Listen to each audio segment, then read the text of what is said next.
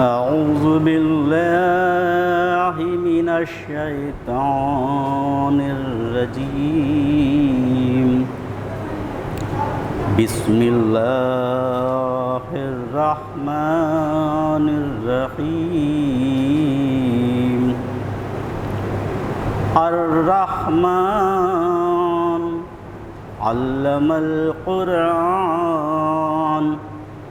خلق الإنسان علمه البيان. الشمس والقمر بحسبان والنجم والشجر يسجدان.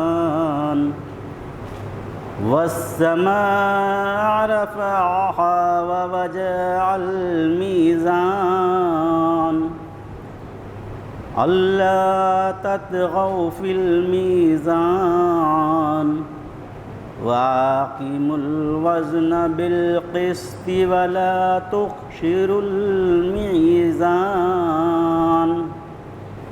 والأرض وضعها للأنام فيها فاكهة ونخل ذات الأكمام والحب ذو العصف والريحان. فبأي آلاء ربكما تكذبان؟ خلق الإنسان من صلصال كالفخار وخلق الجان من مارج من نار. فبأي آلاء ربكما تكذبان؟ رب المشرقين ورب المغربين. فبأي آلاء ربكما تكذبان؟ مرج البحرين يلتقيان بينهما برزخ لا يبغيان. فبأي آلاء ربكما تكذبان؟ يخرج منهما اللؤلؤ والمرجان. فبأي آلاء ربكما تكذبان؟ وله الجوار المنشآت في البحر كالأعلام. فبأي آلاء ربكما تكذبان؟ كل من عليها فان ويبقى وجه ربك ذو الجلال والإكرام. فبأي آلاء ربكما تكذبان؟ يسأله من في السماوات والأرض كل يوم هو في شأن. فبأي آلاء ربكما تكذبان؟ سنفرغ لكم أيها الثقلان. فبأي آلاء ربكما تكذبان؟ يا معشر الجن والإنس إن استطعتم أن تنفذوا من أقطار السماوات والأرض فانفذوا لا تنفذون إلا بسلطان. فبأي آلاء ربكما تكذبان؟ يرسل عليكم شواظ من نار ونحاس فلا تنتصران. فبأي آلاء ربكما تكذبان فإذا انشقت السماء وكانت وردة كالدهان فبأي آلاء ربكما تكذبان فيومئذ لا يسأل عن ذنبه إنس ولا جان فبأي آلاء ربكما تكذبان يعرف المجرمون بسيماهم فيؤخذ بالنواسي والأقدام فبأي آلاء ربكما تكذبان هذه جهنم التي يكذب بها المجرمون يطوفون بينها وبين حميم آن فبأي آلاء ربكما تكذبان ولمن خاف مقام ربه جنتان فبأي آلاء ربكما تكذبان ذواتا أفنان فبأي آلاء ربكما تكذبان فيهما عينان تجريان فبأي آلاء ربكما تكذبان فيهما من كل فاكهة زوجان فبأي آلاء ربكما تكذبان متكئين على فروش بطائنها من استبرق وجن الجنتين دان فبأي آلاء ربكما تكذبان فيهن قاصرات الطرف لم يطمثهن إنس قبلهم ولا جان فبأي آلاء ربكما تكذبان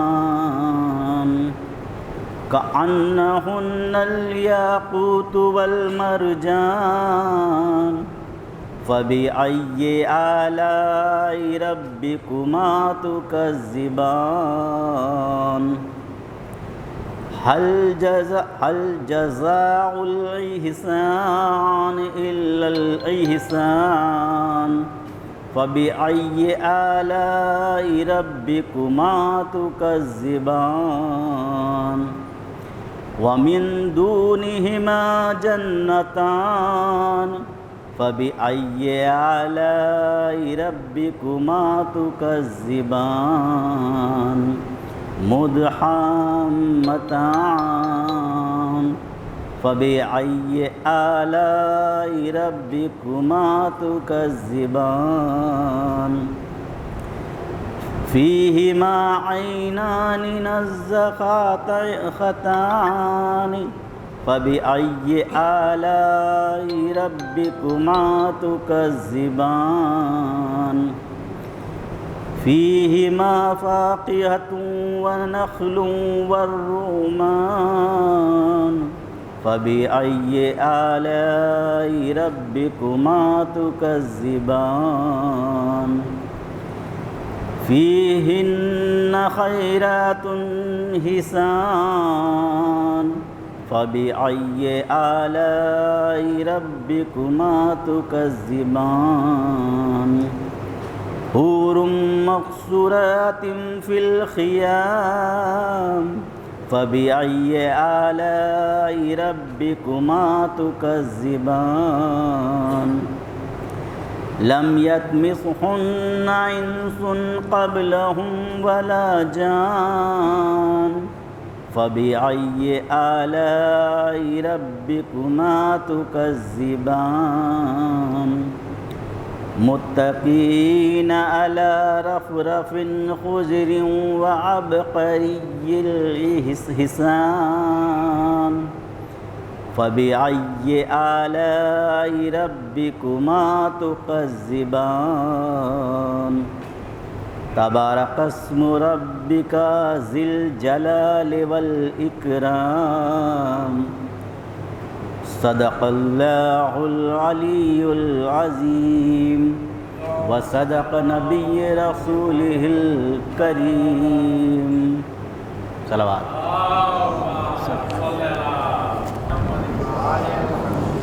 بسم اللہ الرحمن الرحیم ان اللہ وملائکتہ یصلون علی النبی یا ایھا الذین آمنوا صلوا علیہ وسلموا تسلیما اللہم صل علی محمد وآل محمد اللہم صل علی محمد وآل محمد اللہم صل علی محمد وآل محمد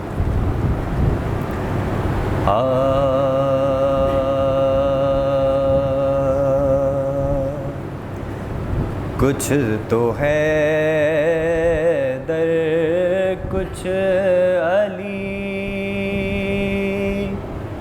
کچھ مرتضیٰ کہنے لگے کچھ تو ہے در کچھ علی کچھ مرتضیٰ کہنے لگے کچھ شب ہجرت محمد مصطفیٰ کہنے لگے کچھ شب ہجرت محمد مصطفیٰ کہنے لگے ڈرتے ڈرتے ہم نے تو اللہ کی قدرت کہا ڈرتے ڈرتے ہم نے تو اللہ کی قدرت کہا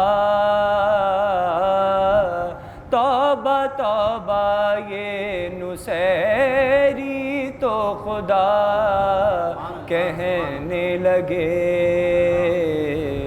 کچھ تو ہے در کچھ علی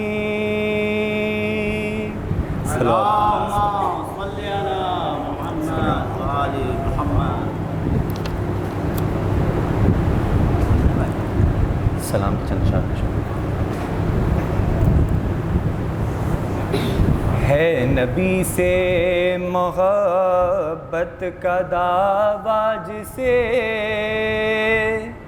ان کی اولاد سے دشمنی چھوڑ دے ہے نبی سے محبت کا دعویٰ جسے ان کی اولاد سے دشمنی چھوڑ دے گر شفاعت پیمبر سے درکار ہے ان کے اغیار کی دوستی چھوڑ دے گر شفاعت پیمبر سے درکار ہے ان کے اغیار کی دوستی چھوڑ دے ذلت و معذرت معصیت کے سوا دامن غیر میں اور کچھ بھی نہیں ذلت و معذرت معصیت کے سوا دامن غیر میں اور کچھ بھی نہیں، ان کے سائے سے ڈر، ان سے بچ کے نکل، نور ایمان میں آ گمرہی چھوڑ دے۔ ہے نبی سے محبت کا دعویٰ جسے، ان کی اولاد سے دشمنی چھوڑ دے۔ اپنے رب سے بظاہر تو ڈرتا ہے تو، لمبی لمبی نمازیں بھی پڑھتا ہے تو۔ اپنے رب سے بظاہر تو ڈرتا ہے تو، لمبی لمبی نمازیں بھی پڑھتا ہے تو، اور خامی نہیں کوئی تجھ میں بڑی، خواہش نفس کی پیروی چھوڑ دے۔ ہے نبی سے محبت کا دعویٰ جسے، ان کی اولاد سے دشمنی چھوڑ دے۔ دین حق کو ضرورت جو سچوں کی تھی، سر سے باندھے کفن آ گئے پنجتن۔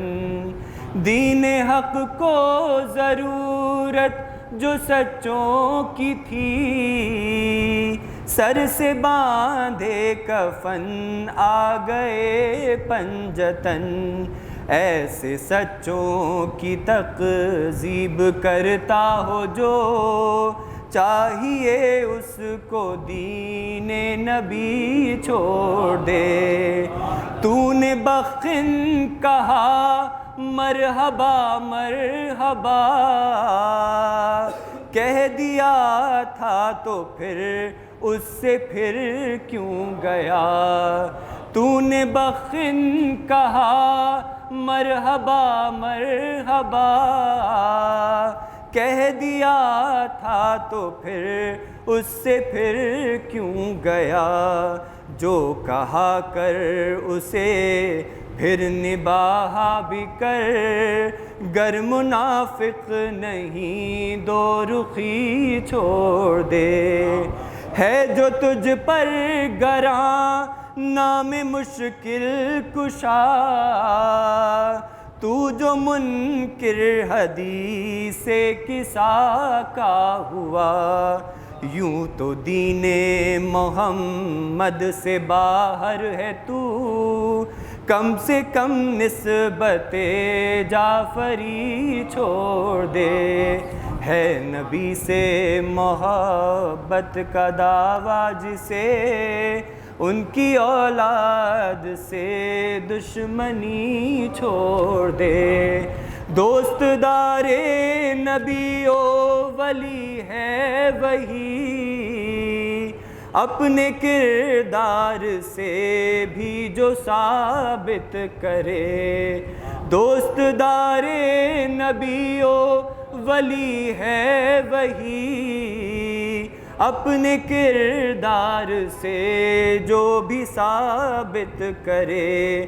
کیوں وہ کہتا ہے جو خود بھی کرتا نہیں، لیڈری چھوڑ دے رہزنی چھوڑ دے۔ ہے نبی سے محبت کا دعویٰ جسے، ان کی اولاد سے دشمنی چھوڑ دے۔ چغلیاں غیبتیں بغض و کینہ حسد، تہمت و اتہام و نفاق و ریا۔ چغلیاں غیبتیں بغض و کینہ حسد، تہمت و اتہام و نفاق و ریا۔ جو بری عادتیں ہیں سبھی چھوڑ دے، چھوڑ دے چھوڑ دے اور ابھی چھوڑ دے۔ ہے نبی سے محبت کا دعویٰ جسے، ان کی اولاد سے دشمنی چھوڑ دے، گر شفاعت پیمبر سے درکار ہے، ان کے اغیار کی دوستی چھوڑ دے، ہے نبی سے محبت کا دعویٰ جسے۔ فاتحہ۔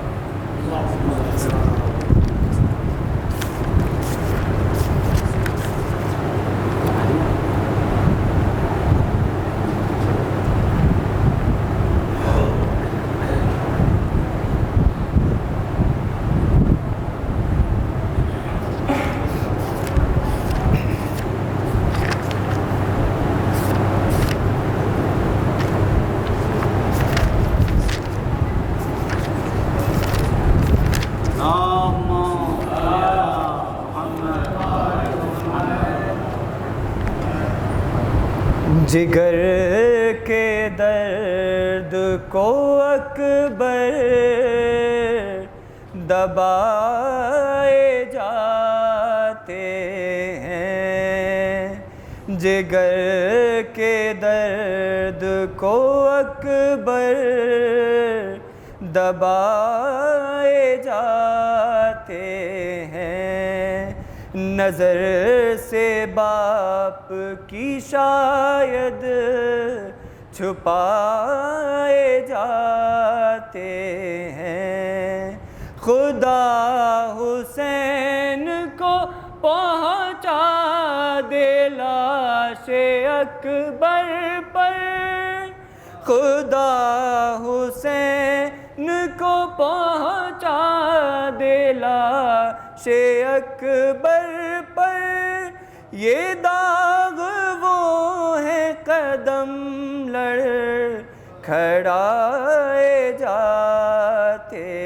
ہیں، جگر کے درد کو اکبر دبائے جاتے ہیں، نہ جنبشیں ہے نظر میں، نہ دم ہے اکبر میں، نہ جنبشیں ہے نظر میں، نہ دم ہے اکبر میں، مگر حسین گلے سے لگائے جاتے ہیں، جگر کے درد کو اکبر دبائے جاتے ہیں، جدھر سے لاش اکبر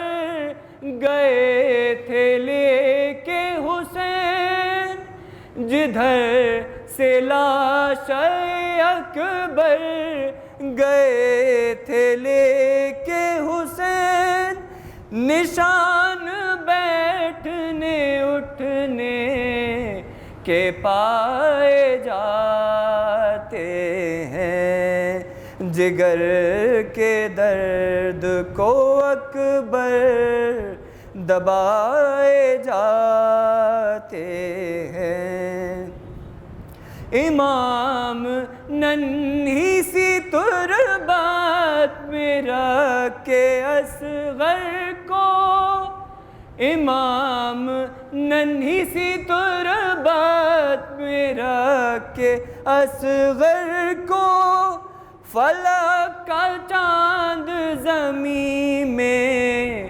چھپائے جاتے ہیں، جگر کے درد کو اکبر دبائے جاتے ہیں، نظر سے باپ کی شاید چھپائے جاتے ہیں، خدا کے دین کی شریعت کی جان ہے اکبر، خدا کے دین کی شریعت کی جان ہے اکبر، اگر نماز ہے سرور اذان ہے اکبر، اگر نماز ہے سرور اذان ہے اکبر، اسی سے ہوتی ہے روزانہ گفتگو تیری، اسی سے ہوتی ہے روزانہ گفتگو تیری، جو ایک بھائی تیرا بے زبان ہے اکبر، جو ایک بھائی تیرا بے زبان ہے اکبر، ہے 14 صدیوں سے 18 سال سن اس کا، ہے 14 صدیوں سے 18 سال سن اس کا، ضعیف ہو گئی دنیا جوان ہے اکبر، ضعیف ہو گئی دنیا جوان ہے اکبر۔ نائے سلوات بھیجیں گے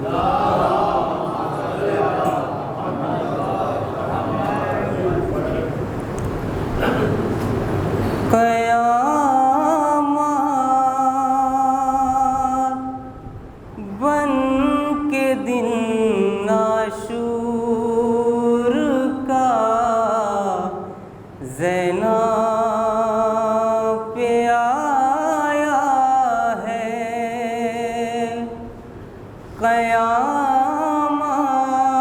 قیامت، بن کے دن عاشور کا، زینب پہ آیا ہے،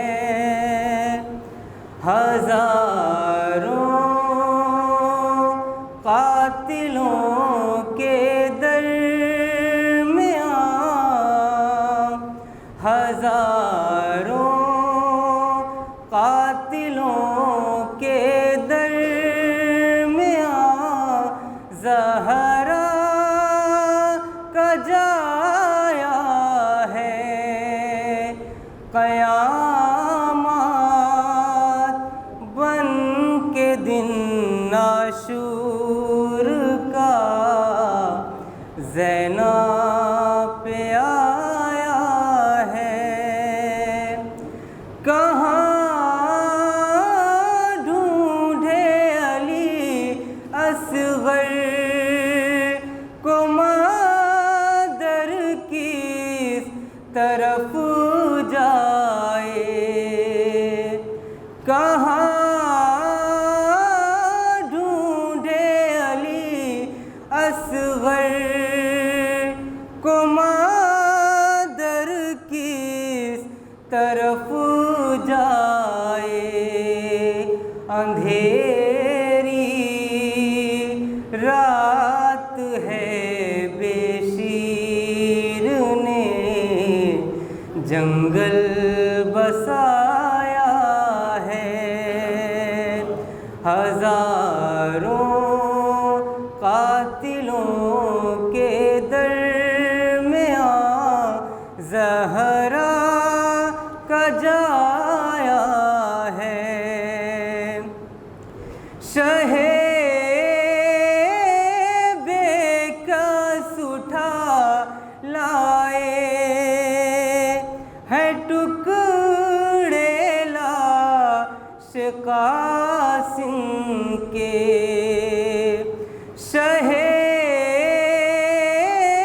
بے کس اٹھا لائے ہے ٹکڑے لاش قاسم کے، تڑپ کر ماں نے ہر ٹکڑا کلیجے سے لگایا ہے، جگر پر ہاتھ رکھ کر شاہ دوڑے ہیں سوئے میدان، سینہ کھا کر علی اکبر نے بابا کو بلایا ہے، سنا کر خط سرے لاش پسر شبیر کہتے تھے، سنا کر خط سرے لاش پسر شبیر کہتے تھے، اٹھو اکبر مدینے جاؤ صغرا نے بلایا ہے، اٹھو اکبر مدینے جاؤ صغرا نے بلایا ہے، کیا ویران ایک جھولا اجاڑا ایک مادر کو، کیا ویران ایک جھولا اجاڑا ایک مادر کو، بتائے قاتل اصغر تیرے کیا ہاتھ آیا ہے، صدا زہرا کی آتی تھی، اٹھو غازی سہارا دو، میرے بیٹے نے تنہا لاشائے اکبر اٹھایا ہے، علی کی بیٹیوں کا سر کھلے بازار میں جانا، علی کی بیٹیوں کا سر کھلے بازار میں جانا، یہی وہ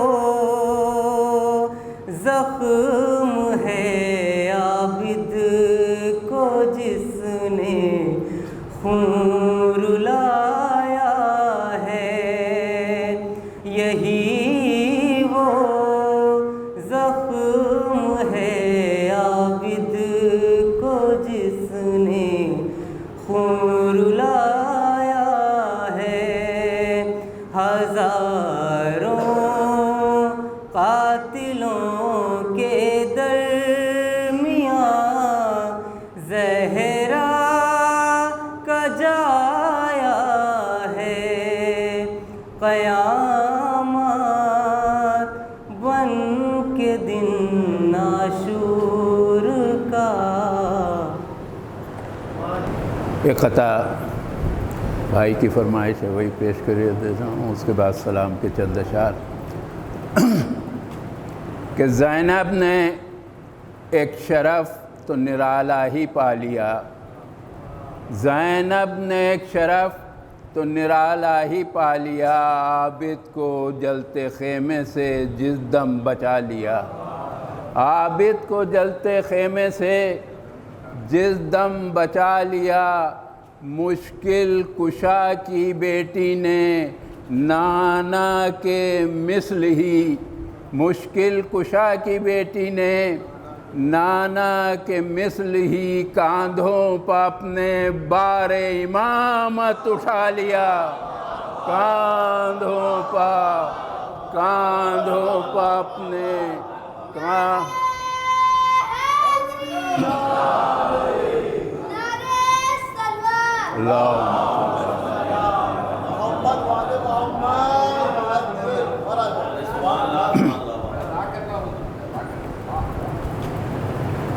ایک سلام اس کے چند اشعار پیش کر رہا ہوں، سماعت فرمایا کہ ظلمت شام سے یوں حر سوئے سرور آئے، ظلمت شام سے یوں حر سوئے سرور آئے، جس طرح ظلمت شب کاٹ کے خاور آئے، جس طرح ظلمت شب کاٹ کے خاور آئے، اس سنگ کو آپ سے آئینہ کیا سرور نے، سنگ کو آپ سے آئینہ کیا سرور نے، جو نہاں پے کرے حر میں تھے وہ جوہر نکلے، جو نہاں پے کرے حر میں تھے وہ جوہر نکلے، اس ضعیفی میں جواں ہو کے حبیب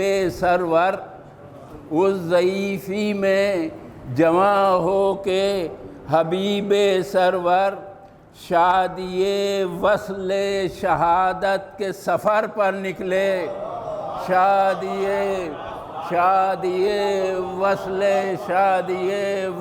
شہادت کے، شادی وصل شہادت کے سفر پر نکلے، شادی دیکھیے معجزہ سامانی اقدام حسین، دیکھیے معجزہ سامانی اقدام حسین، دست میں طفل و جواں پیر برابر نکلے،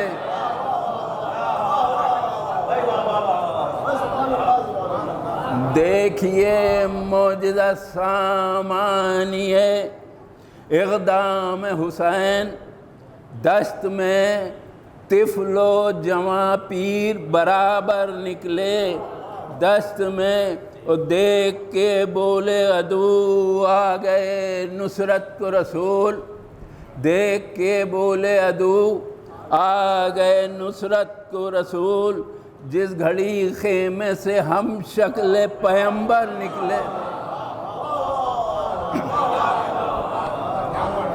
جس گھڑی خیمے سے ہم شکل پیمبر نکلے۔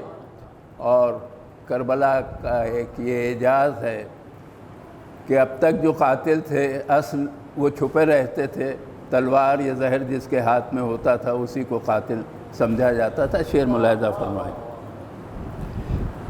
کہ دیکھ ایسے قاتل جو چھپائے رہے چہرے اپنے، ایسے قاتل جو چھپائے رہے چہرے اپنے، منظر کرب و بلا کے پس منظر نکلے، منظر کرب و بلا کے پس منظر نکلے، منظر کرب و بلا کے پس منظر نکلے۔ اور رک گئی ایک خط شمشیر پر 2 لاکھ کی فوج، رک گئی ایک خط شمشیر پر 2 لاکھ کی فوج، کس میں دم تھا خط شمشیر سے باہر نکلے۔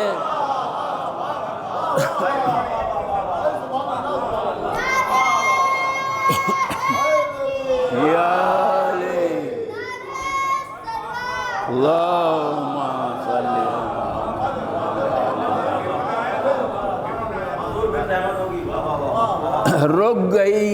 خط شمشیر پر 2 لاکھ کی فوج، کس میں دم تھا خط شمشیر سے باہر نکلے۔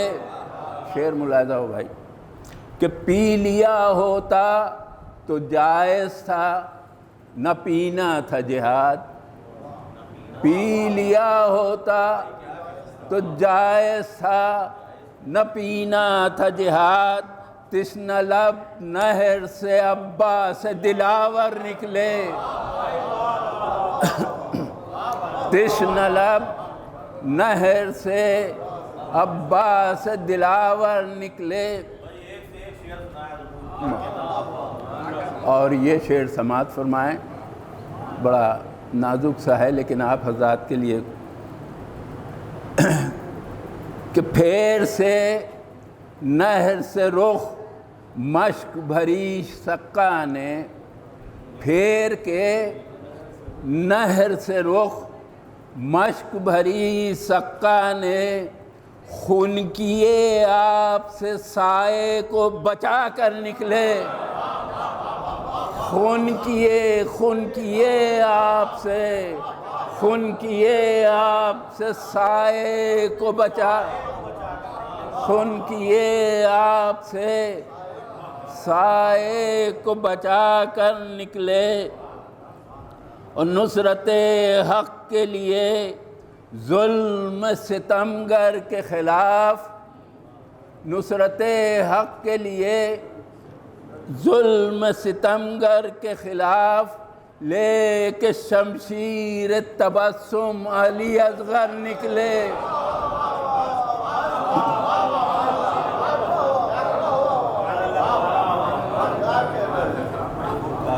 نصرت حق کے لیے ظلم ستمگر کے خلاف، لے کے شمشیر تبسم علی اصغر نکلے، لے کے شمشیر تبسم علی اصغر نکلے۔ اور وہ بھی پیاسا ہے پے نصرت حق مقتل میں، وہ بھی پیاسا ہے پے نصرت حق مقتل میں، وہ اگر چاہے تو ٹھوکر سے سمندر نکلے۔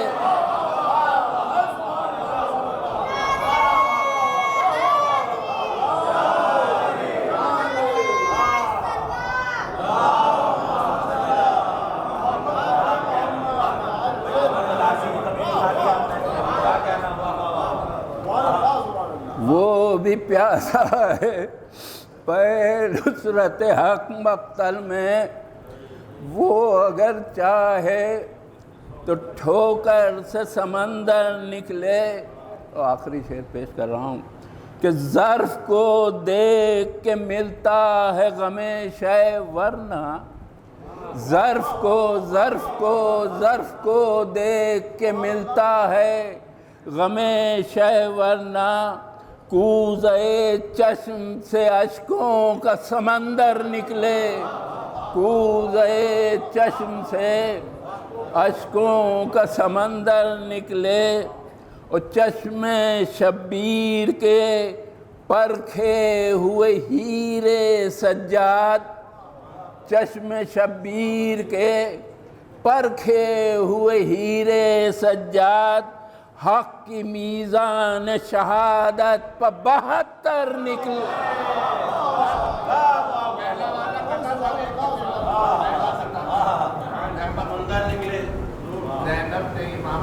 اچھا ایک اور درود پڑھ دیں آپ حضرات۔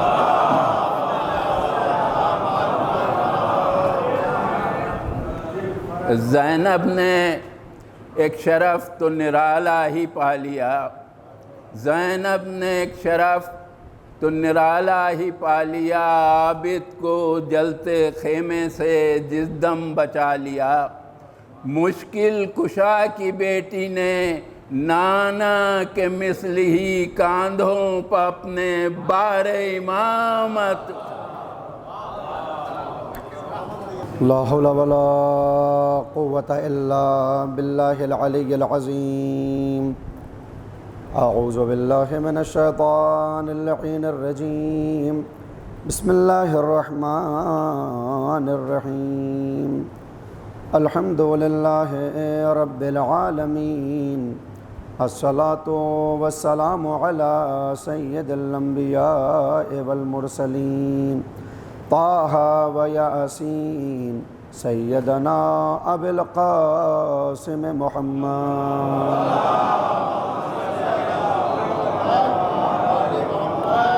وعلى أهل بيته الطيبين الطاهرين المعصومين المظلومين المنتجبين المنتخبين الذين أذهب الله عنهم الرجس وطهرهم تطهيرا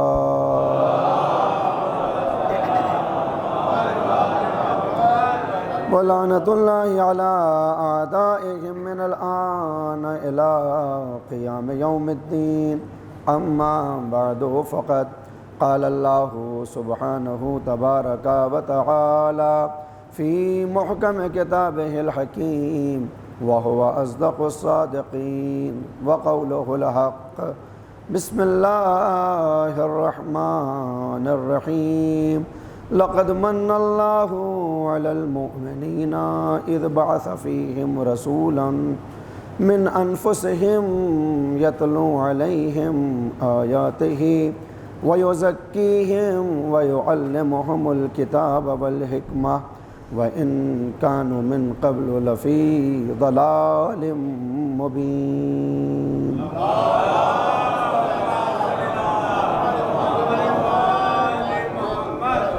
حاضرین گرامی قدر معزز سامعین کرام اور حضرات مظلوم کربلا، قرآن کریم کے سورہ آل عمران سے آیت نمبر 164 جس کی تلاوت کا شرف حاصل کیا ہے، آیت کے مفہوم سے آپ حضرات واقف ہیں، کیونکہ اسی مفہوم کی ایک آیت آپ ہر ہفتے روز جمعہ نماز جمعہ میں سنتے ہیں کہ جس میں پروردگار پیغمبر اسلام کے مبعوث ہونے کے بارے میں کچھ باتیں فرماتا ہے۔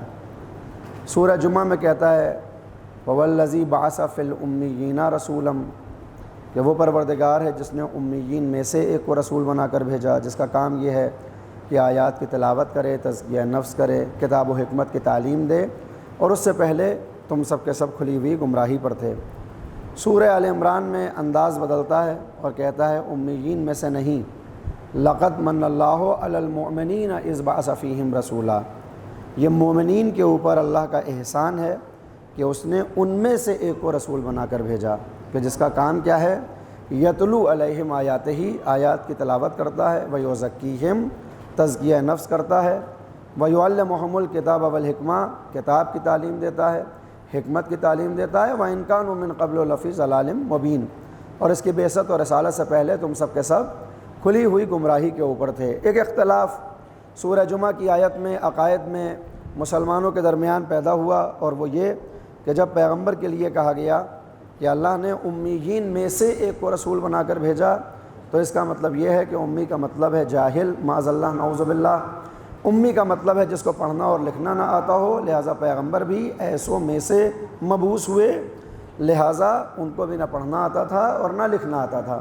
اس عقیدے کو لے کر 14 صدیوں سے ہر فرقہ اپنے آپ کو صحیح ثابت کرنے کے لیے دلیلیں پیش کرتا ہے، کبھی عقلانی دلیلیں ہوتی ہیں، کبھی نقلی یعنی کتاب اور روایت کی دلیلیں ہوتی ہیں۔ آج تک یہ اختلاف باقی ہے، حالانکہ مسلمانوں نے اگر ہر جھگڑے میں صرف قرآن کو معیار بنا لیا ہوتا تو کوئی جھگڑا رونما ہی نہ ہوتا۔ جتنے بھی بڑے بڑے جھگڑے عقائد کے آپ کو نظر آئیں گے، اس کی بنیاد یہ ہے کہ ہم نے اپنی عقلی طاقتوں سے ان مسائل کو حل کرنے کی کوشش کی، جبکہ قرآن میں ہر شے موجود ہے۔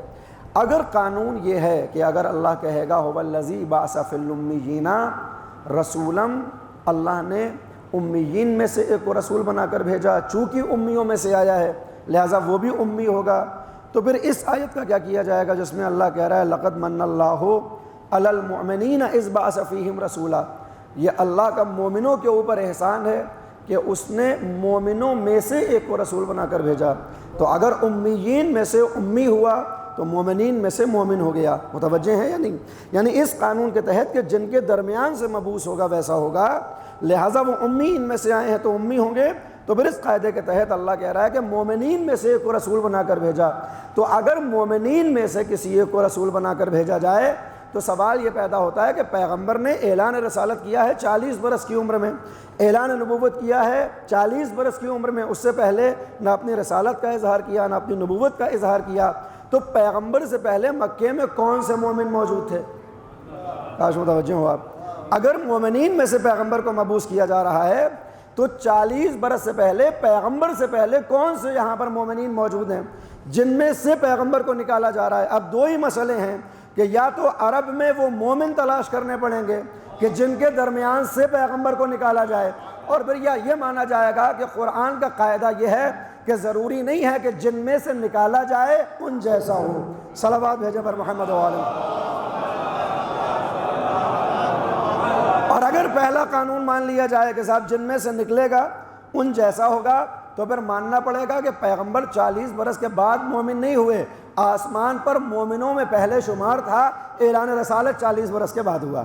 لہٰذا اب اس پیغمبر کی ذمہ داری کیا ہے؟ یتلو علیہم آیاتہ، آیات کی تلاوت کرتا ہے، ویزکیہم، تزکیہ نفس کرتا ہے، ویعلمہم الکتاب والحکمہ، کتاب کی تعلیم دیتا ہے اور حکمت کی تعلیم دیتا ہے. اس مقدمے کے ساتھ اگر آپ غور فرمائیں تو وہ پروردگار کہ جس نے ہمیں لاتعداد نعمتیں دی ہیں. دیکھیے کچھ باتیں ایسی ہوں گی جو مسلسل میری زبان سے آپ حضرات سنتے رہتے ہیں، اس لیے کہ اسی شہر میں رہنا ہے، روزانہ 4 مجلسیں پڑھنی ہیں، تو کہاں تک نئی نئی باتیں پڑھوں گا. بہرحال کچھ چیزیں ایسی ہوتی ہیں جو پہلے سے آپ کے ذہنوں میں موجود ہیں. آپ غور فرمائیں تو پروردگار نے جو نعمتیں اب تک 201 مجلسیں پڑھ چکا ہوں ماہ محرم اور سفر میں، مل جل کے صلوات بھیجے پر محمد و آلہ. تو پروردگار نے جو نعمتیں ہمارے حوالے کی ہیں، جتنی بھی نعمتیں اگر آپ ان کو جوڑنا چاہیں، ان کا حساب لگانا چاہیں، تو قانون کیا ہے کہ ان نعمتوں کو گنا نہیں جا سکتا. یہ اتنی زیادہ ہیں، اتنی زیادہ ہے کہ خود قرآن میں پروردگار ہی اعلان کر رہا ہے. کیا کہتا ہے؟ ان تعدوا نعمت اللہ لا تحصوها. اگر تم اللہ کی نعمتوں کو گننا چاہو گے تو تم ان کو شمار نہیں کر سکتے، ان کو گن نہیں سکتے. کتنی نعمتیں دی ہیں، نعمت ظاہری ایک طرف، نعمت باطنی ایک طرف. صرف انسان اپنے وجود، آفاق اور انفس کے اوپر نگاہ ڈالے. پروردگار کہتا ہے کہ تم اللہ کو جاننا چاہتے ہو تو دیکھا کرو کبھی اپنے وجود کے اندر جھانک کر کہ تمہارے وجود میں کتنا احسن نظام پایا جاتا ہے. آپ غور فرمائیں، اور بالخصوص ماشاءاللہ جن کا تعلق سائنس سے ہے، اگر وہ اللہ کے منکر ہو جائیں تو پھر ان کی عقلوں کے اوپر شک ہوتا ہے. انسان صرف اپنے وجود کے اندر اگر نگاہ ڈالے گا اور اعضاء و جوارح کی مسئولیت اور ذمہ داری اور کیفیت اور طبیعت کو ملاحظہ کرے گا تو محسوس کرے گا کہ جس کے اندر پایا جانے والا نظام اتنا منظم ہے تو وہ بغیر منظم طریقے سے دنیا میں کیسے آ سکتا ہے. یعنی کوئی بھی منظم نظام بغیر کسی ناظم کے دنیا میں وجود میں نہیں آ سکتا. میں سامنے کی بات کروں گا تاکہ برابر کے بھائیوں کے آسانی سے سمجھ میں آ جائے اور بات آگے بڑھ جائے. 2 دوست ہیں، نام میں عرض نہیں کروں گا. دونوں دوستوں میں ایک وہ ہے کہ جو موحد ہے، اللہ کا ماننے والا ہے، اسلام کا ماننے والا ہے، دین کا ماننے والا ہے. دوسرا اس کا دوست ملحد ہے، نہ اللہ کو مانتا ہے، نہ رسول کو مانتا ہے، نہ اماموں کو. وہ کہتا ہے نہیں صاحب، یہ کوئی دنیا بنانے والا خدا نہیں تھا، یہ خود سے ایک نظام ہوا. کیسا ہوا؟ بگ بینگ کی تھیوری پیش کرتا ہے، ایک بلاسٹ ہوا اور یہ کائنات بن گئی. وہ روز سمجھاتا ہے اس کو کہ صاحب ایسا نہیں ہو سکتا، یہ ممکن نہیں ہے. وہ کوئی دلیل ماننے کو تیار نہیں ہے. وہ دوست جو موحد تھا 6 مہینے کے لیے شہر سے غائب ہو گیا، اور 6 مہینے کے بعد جب وہ اپنے گھر سے نکلا تو بال بڑھے ہوئے، ناخون بڑھے ہوئے، عجیب و غریب کیفیت اور حالت. اور سب سے پہلے اپنے اس دوست کے پاس پہنچا کہ جو اللہ کا انکار کرتا تھا، منکر تھا. یہ بالکل داستان سچی ایران اور تہران کی یونیورسٹی کی سنا رہا ہوں. آیا 6 مہینے کے بعد، ناخون بڑھے ہوئے ہیں، بال بڑھے ہوئے ہیں. سب سے پہلے اس کے یہاں گیا جو اللہ کا انکار کرتا تھا. دروازے کو کھٹکھٹایا، یہ نکلا. اس نے 6 مہینے کے بعد دوست کو دیکھا، دوست کی حالت کو دیکھا کہ صاحب کہاں غائب ہو گئے تھے؟ 6 مہینے ہو گئے، نہ کوئی عطا، نہ پتہ، نہ خط، نہ کتابت، اور اس حالت میں آئے ہو، کہاں غائب تھے؟ کہا میں تم سے کیا بتاؤں، میں ایسی کیفیت میں مبتلا ہو گیا کہ اگر کسی سے بتاتا تو وہ مجھے پاگل کہنے لگتے. لہٰذا میں نے اپنے آپ کو ایک کمرے میں بند کر لیا اور 6 مہینے سے اس کمرے سے باہر ہی نہیں آیا. کہا آخر ایسا کیا ہو گیا تمہاری زندگی میں کہ تم یہ کہتے ہو کہ اگر تم اپنی باتوں کو بتاؤ گے لوگ پاگل کہنے لگیں گے؟ کہا ہونا کیا تھا، میرے گھر میں چلو، میں تمہیں دکھاؤں گا کہ ہوا کیا ہے. گھر میں لے کر گیا، دروازہ کھولا، اور اب جب دروازہ کھولا تو گھر کے اندر جو میز لگی ہوئی ہے اس میں دیکھا کہ اس نے تمام سیارے جو ہمارے پلینٹ سے 9 وہ بالکل اسی سیریز میں کہ جیسے بتائے جاتے ہیں اسی انداز میں چھوٹی بڑی صورت میں ایک میز کے اوپر سجے ہوئے ہیں. تو کہا کہ صاحب اس میں کیا دکھانا چاہتے ہو؟ کہا میں کیا تمہیں بتاؤں کہ آج سے ٹھیک 6 مہینے پہلے رات میں 12-1 بجے میں پڑھنے کے لیے اٹھا، کتاب میرے پاس تھی، میں کچھ لکھ رہا تھا، اچانک میرے کمرے میں ایک بلاسٹ ہوا، اور جیسے یہ بلاسٹ ہوا تو آنکھیں چندیا گئیں، کچھ نظر نہیں آیا، پہلے اجالا ہوا پھر اندھیرا ہوا، کچھ دیر تک تو مجھے ہوش ہی نہیں آیا، مگر اب جو 5 منٹ کے بعد میں نے غور کیا تو جیسے ہی اندھیرا ہٹا تو یہ پورا منظومہ شمسی، یہ پورا سیاروں کا نظام میری میز کے اوپر مجھے نظر آ گیا۔ اس نے کہا کہ بات واقعی صحیح ہے، اگر تم 6 مہینے پہلے کسی سے کہتے تو تمہاری عقل کے اوپر لوگ انگلیاں اٹھاتے، تم دیوانے ہو گئے ہو، تم پاگل ہو گئے ہو، بھلا بلاسٹ ہونے کے بعد کوئی ایسے کیسے ہو سکتا ہے کہ 9 سیارے سامنے آ جائیں اور وہ بھی ایک کے پیچھے ایک لگے ہوئے ہوں؟ کہ یہی تو تمہیں سمجھاتا تھا کہ جب نقلی سیارے بلاسٹ سے پیدا نہیں ہو سکتے تو وہ اصلی سیارے کیسے پیدا ہوئے ہوں گے؟ صلوات بھیجے بر محمد و آل محمد۔ صاحب بگ بینگ سے اور بلاسٹ سے چیزیں خراب ہوتی ہیں، بنتی نہیں ہیں۔ یہ اتنا منظم نظام ہے، اتنا منظم نظام، یہ بغیر کسی ناظم کے کیسے دنیا میں آ سکتے ہیں؟ عرض یہ کر رہا تھا کہ یہ پوری کائنات جب اس کے اوپر آپ نگاہ ڈالیں گے تو اس کا ایک ناظم نظر آئے گا، ایک پروردگار نظر آئے گا جو واقعی خود ناظم بھی ہے اور ہر چیز کو اس نے منظم کر رکھا ہے۔ وہ پروردگار جب بندے کو نعمتیں دینا چاہتا ہے، کتنی نعمتیں دیتا ہے، کتنی نعمتیں، ان تعدوا نعمت اللہ لا تحصوها، تم ان کا شمار نہیں کر سکتے، تم انہیں گن نہیں سکتے۔ انسان اپنے وجود کی نعمتوں سے شروع کرے گا، سر کے بالوں سے شروع کرے تو سر کے بال ہی نہ گن سکے گا، تو پھر اگلے کی نوبت ہی نہ آگی۔ اچھا جب وہ پروردگار جو کہتا ہے کہ تم میری نعمتوں کو گن نہیں سکتے، لیکن وہی قرآن کریم میں کہتا ہے لَتُسْأَلُنَّ يَوْمَئِذٍ عَنِ النَّعِيمِ، یاد رکھنا ایک دن ایسا آنے والا ہے کہ جس دن تم سے تمہاری نعمتوں کے بارے میں ہم سوال کریں گے۔ لَتُسْأَلُنَّ يَوْمَئِذٍ عَنِ النَّعِيمِ، ایک دن ایسا آئے گا کہ جس دن تم سے تمہاری نعمتوں کے بارے میں سوال کیا جائے گا۔ میں یہیں پر اس بات کو روکتا ہوں اور اب چلتا ہوں آیت میں دوبارہ، کہ وہ پروردگار جو اتنی نعمتیں دیتا ہے، کسی نعمت کے بعد انسان کے اوپر احسان نہیں جتاتا۔ دیکھیں ہے نا، آپ کسی کے اوپر احسان کریں اور احسان جتا دیں تو احسان ضائع ہو جاتا ہے۔ لہٰذا قرآن میں پروردگار نے اتنی نعمتوں کا تذکرہ کیا، اتنی نعمتوں کا تذکرہ۔ اگر آپ کو یہ نعمتیں دیکھنی ہیں کہ یہ کیسی ہوتی ہیں تو دعائے عرفہ جو مولا امام حسین سے منسوب ہے، اس کو ترجمے کے ساتھ پڑھیں۔ امام علی مقام نے ایک ایک نعمت کا تذکرہ کیا ہے کہ پروردگار تو نے مجھے کیا دیا اور اس نعمت کا اثر کیا ہے، اس کا کام کیا، کتنی نعمتیں ہم کو دے رکھی ہیں۔ مگر وہ پروردگار کسی نعمت کو دینے کے بعد احسان نہیں جتاتا۔ غور فرمائیں، وہ کوئی احسان نہیں جتاتا، مگر کب احسان جتا رہا ہے؟ کہہ رہا ہے لقد من اللہ علی المؤمنین اذ بعث فیہم رسولا، کہ یہ مومنوں کے اوپر اللہ کا احسان ہے۔ مومنوں یاد رکھنا، میں نے تمہارے اوپر احسان کیا کہ تم میں سے ایک کو رسول بنا کر بھیجا۔ کاش متوجہ ہوں آپ، یعنی مومنوں کو اتنی نعمتیں دیتا، کسی نعمت پر احسان نہیں جتاتا۔ وہ کہتا ہے ہم نے تمہیں 2 آنکھیں دی ہیں مگر احسان نہیں جتا رہا ہوں، میں نے تمہیں 2 ہونٹ دیے ہیں مگر میں احسان نہیں جتاتا، ایک زبان عطا کی ہے مگر احسان نہیں جتاتا۔ مگر جب پیغمبر حوالے کرتا ہے تو کہتا ہے میں نے تمہارے اوپر احسان کیا کہ مومنوں میں سے ایک کو رسول بنا کر بھیجا۔ تو اب اگر یہ نعمت ہے تو پروردگار کیا کہہ رہا ہے؟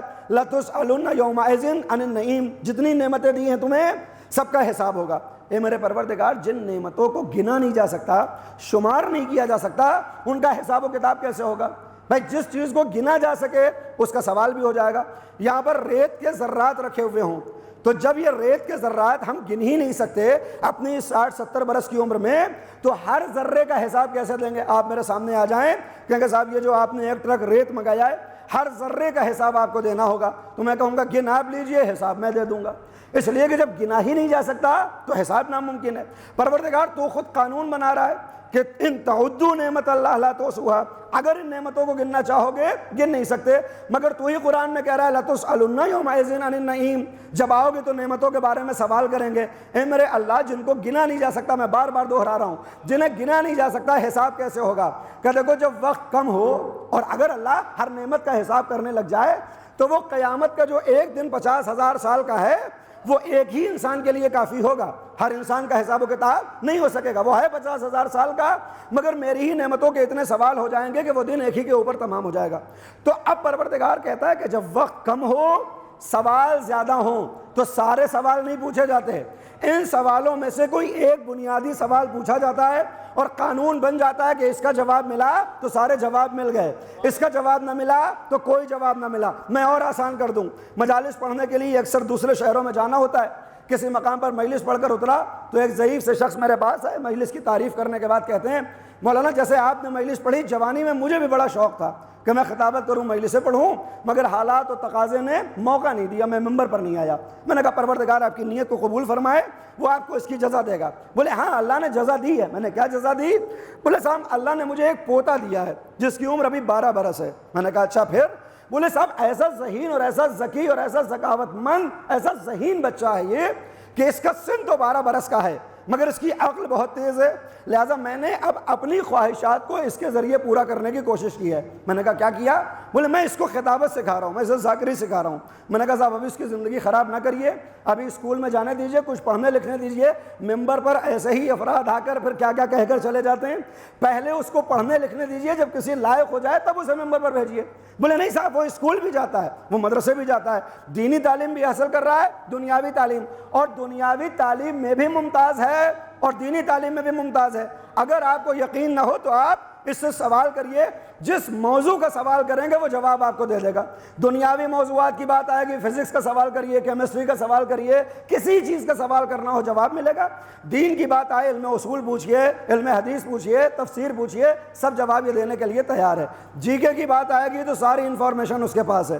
اچھا آپ غور فرمائیں، تھکا ہارا مجلس پڑھ کے اترا ہوں 1.25 گھنٹہ، حالانکہ نہیں پڑھتا میں 1.25 گھنٹے نہیں پڑھتا، 55 منٹ پڑھتا ہوں، 1 گھنٹہ مجلس پڑھ کے اترا ہوا ہوں، پسینے میں نہایا ہوا ہوں، کھانا دسترخوان پر سجا ہوا ہے، اور دادا کا دعویٰ یہ ہے کہ آپ اس سے سوال کریے، اور سوال ایک نہیں کرنا ہے کہ صاحب دنیاوی سوال بھی پوچھنے ہوں گے، دینی سوال بھی پوچھنے ہوں گے۔ تو اب قانون کیا بناؤں گا؟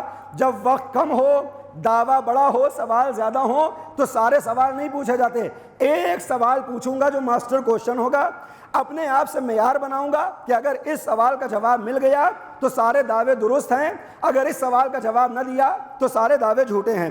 یہ جو ماسٹر کوشچن ہوگا یہ طے کرے گا اس کی لیاقت کیا ہے، اس کی ذکاوت کیا ہے، دعوے میں دم کتنا ہے۔ پروردگار نے کہا کہ دیکھو ہم نے نعمتیں تو اتنی دی ہیں کہ ان تعدوا نعمت اللہ لا تحصوها، تم گن نہ سکو گے، لیکن قانون یہی ہے لتسألن یومئذ عن النعیم، جب قیامت میں آؤ گے تو نعمتوں کا سوال کروں گا۔ اے میرے پروردگار جب گنا نہیں جا سکتا تو سوال کیسے ہوگا؟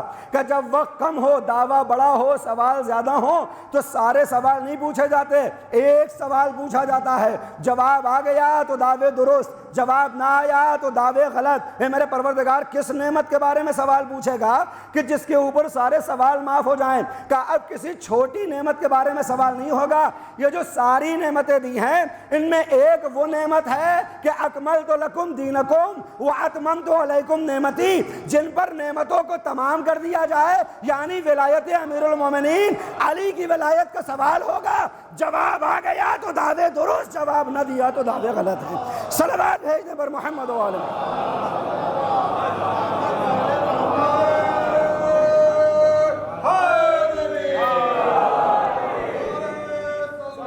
اللہم صلی علی محمد و آل محمد۔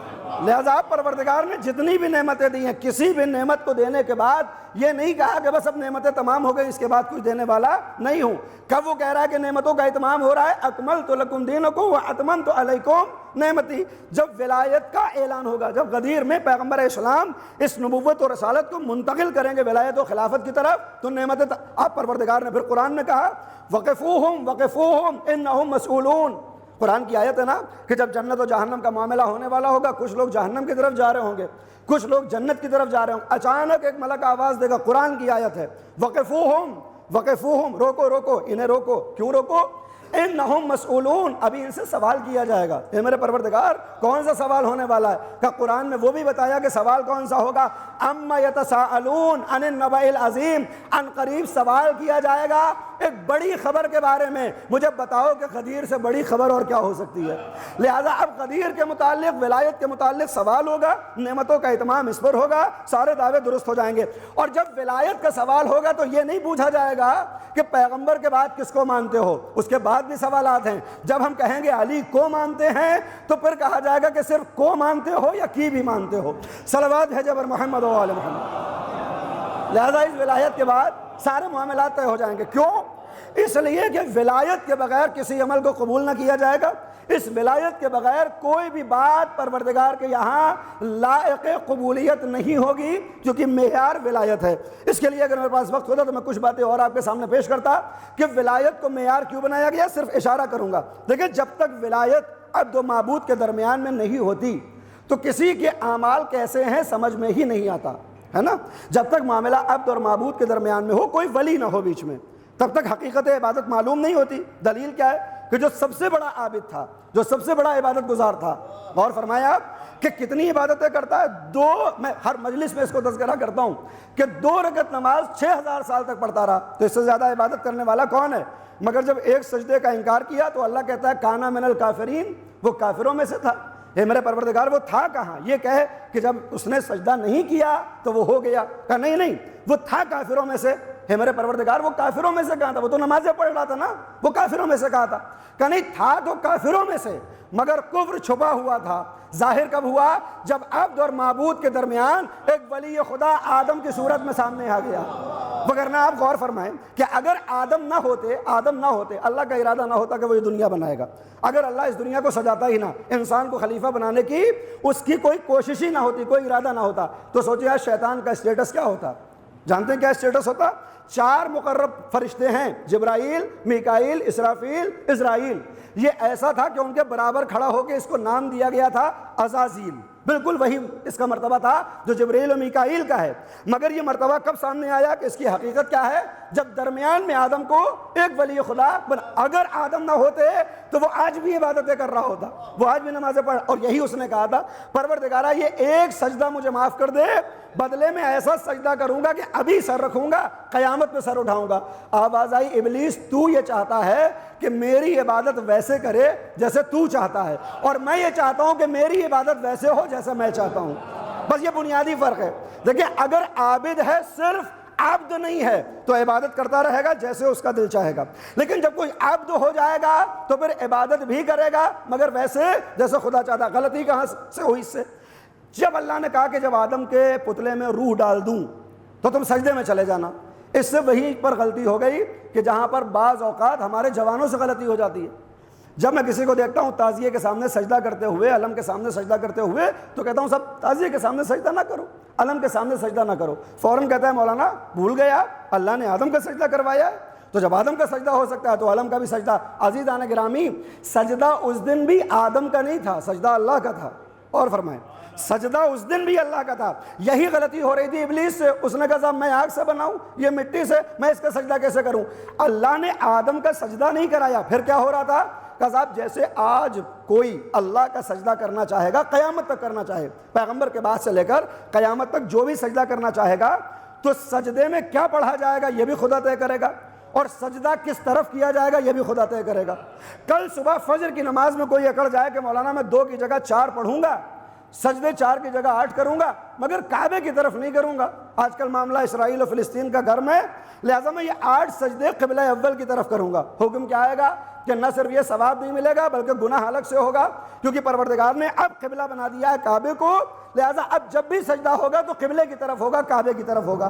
عزیزان گرامی، جیسے سجدہ ہم اللہ کا کرتے ہیں سمت کعبے اور قبلے کی ہوتی ہے، اسی طرح سے اللہ نے کہا کہ جب آدم میں روح پھونک دوں سجدہ میرا ہوگا، سمت آدم کی ہوگی۔ یعنی جیسے زمین پر کعبے کو قبلہ بنایا گیا ویسے ہی آدم کو آسمان پر قبلہ بنایا گیا تھا کہ ان کی طرف خدا کا سجدہ کرنا۔ اور اب یہیں پہ آپ غور فرمائیں کہ آدم کا پتلا 40 برس تک عرش الہی پر تھا، اللہ نے کبھی نہیں کہا ان کا سجدہ کرو۔ 40 برس شیخ صدوق الشرائع میں لکھتے ہیں 40 برس یہ پتلا پڑا رہا، کبھی نہیں اللہ نے کہا سجدہ کرو۔ کہا کب سجدہ کرنا؟ وَنَفَخْتُ فِيهِ مِن رُوحِي، جب اس میں اپنی روح ڈال دوں تو تم سجدہ کرنا۔ یعنی جب تک پتلا ہو لائق سجدہ نہیں ہوتا، جب روح خدا نافذ ہو جائے تو لائق سجدہ بن جاتا ہے۔ اب قرآن کہتا ہے یسألونک عن الروح، اے پیغمبر یہ تم سے پوچھتے ہیں روح کیا ہے، تو انہیں بتاؤ قل الروح من امر ربی، ان کو بتائیے کہ روح اللہ کے امور میں سے ایک امر ہے۔ یعنی اس کا مطلب کیا ہے؟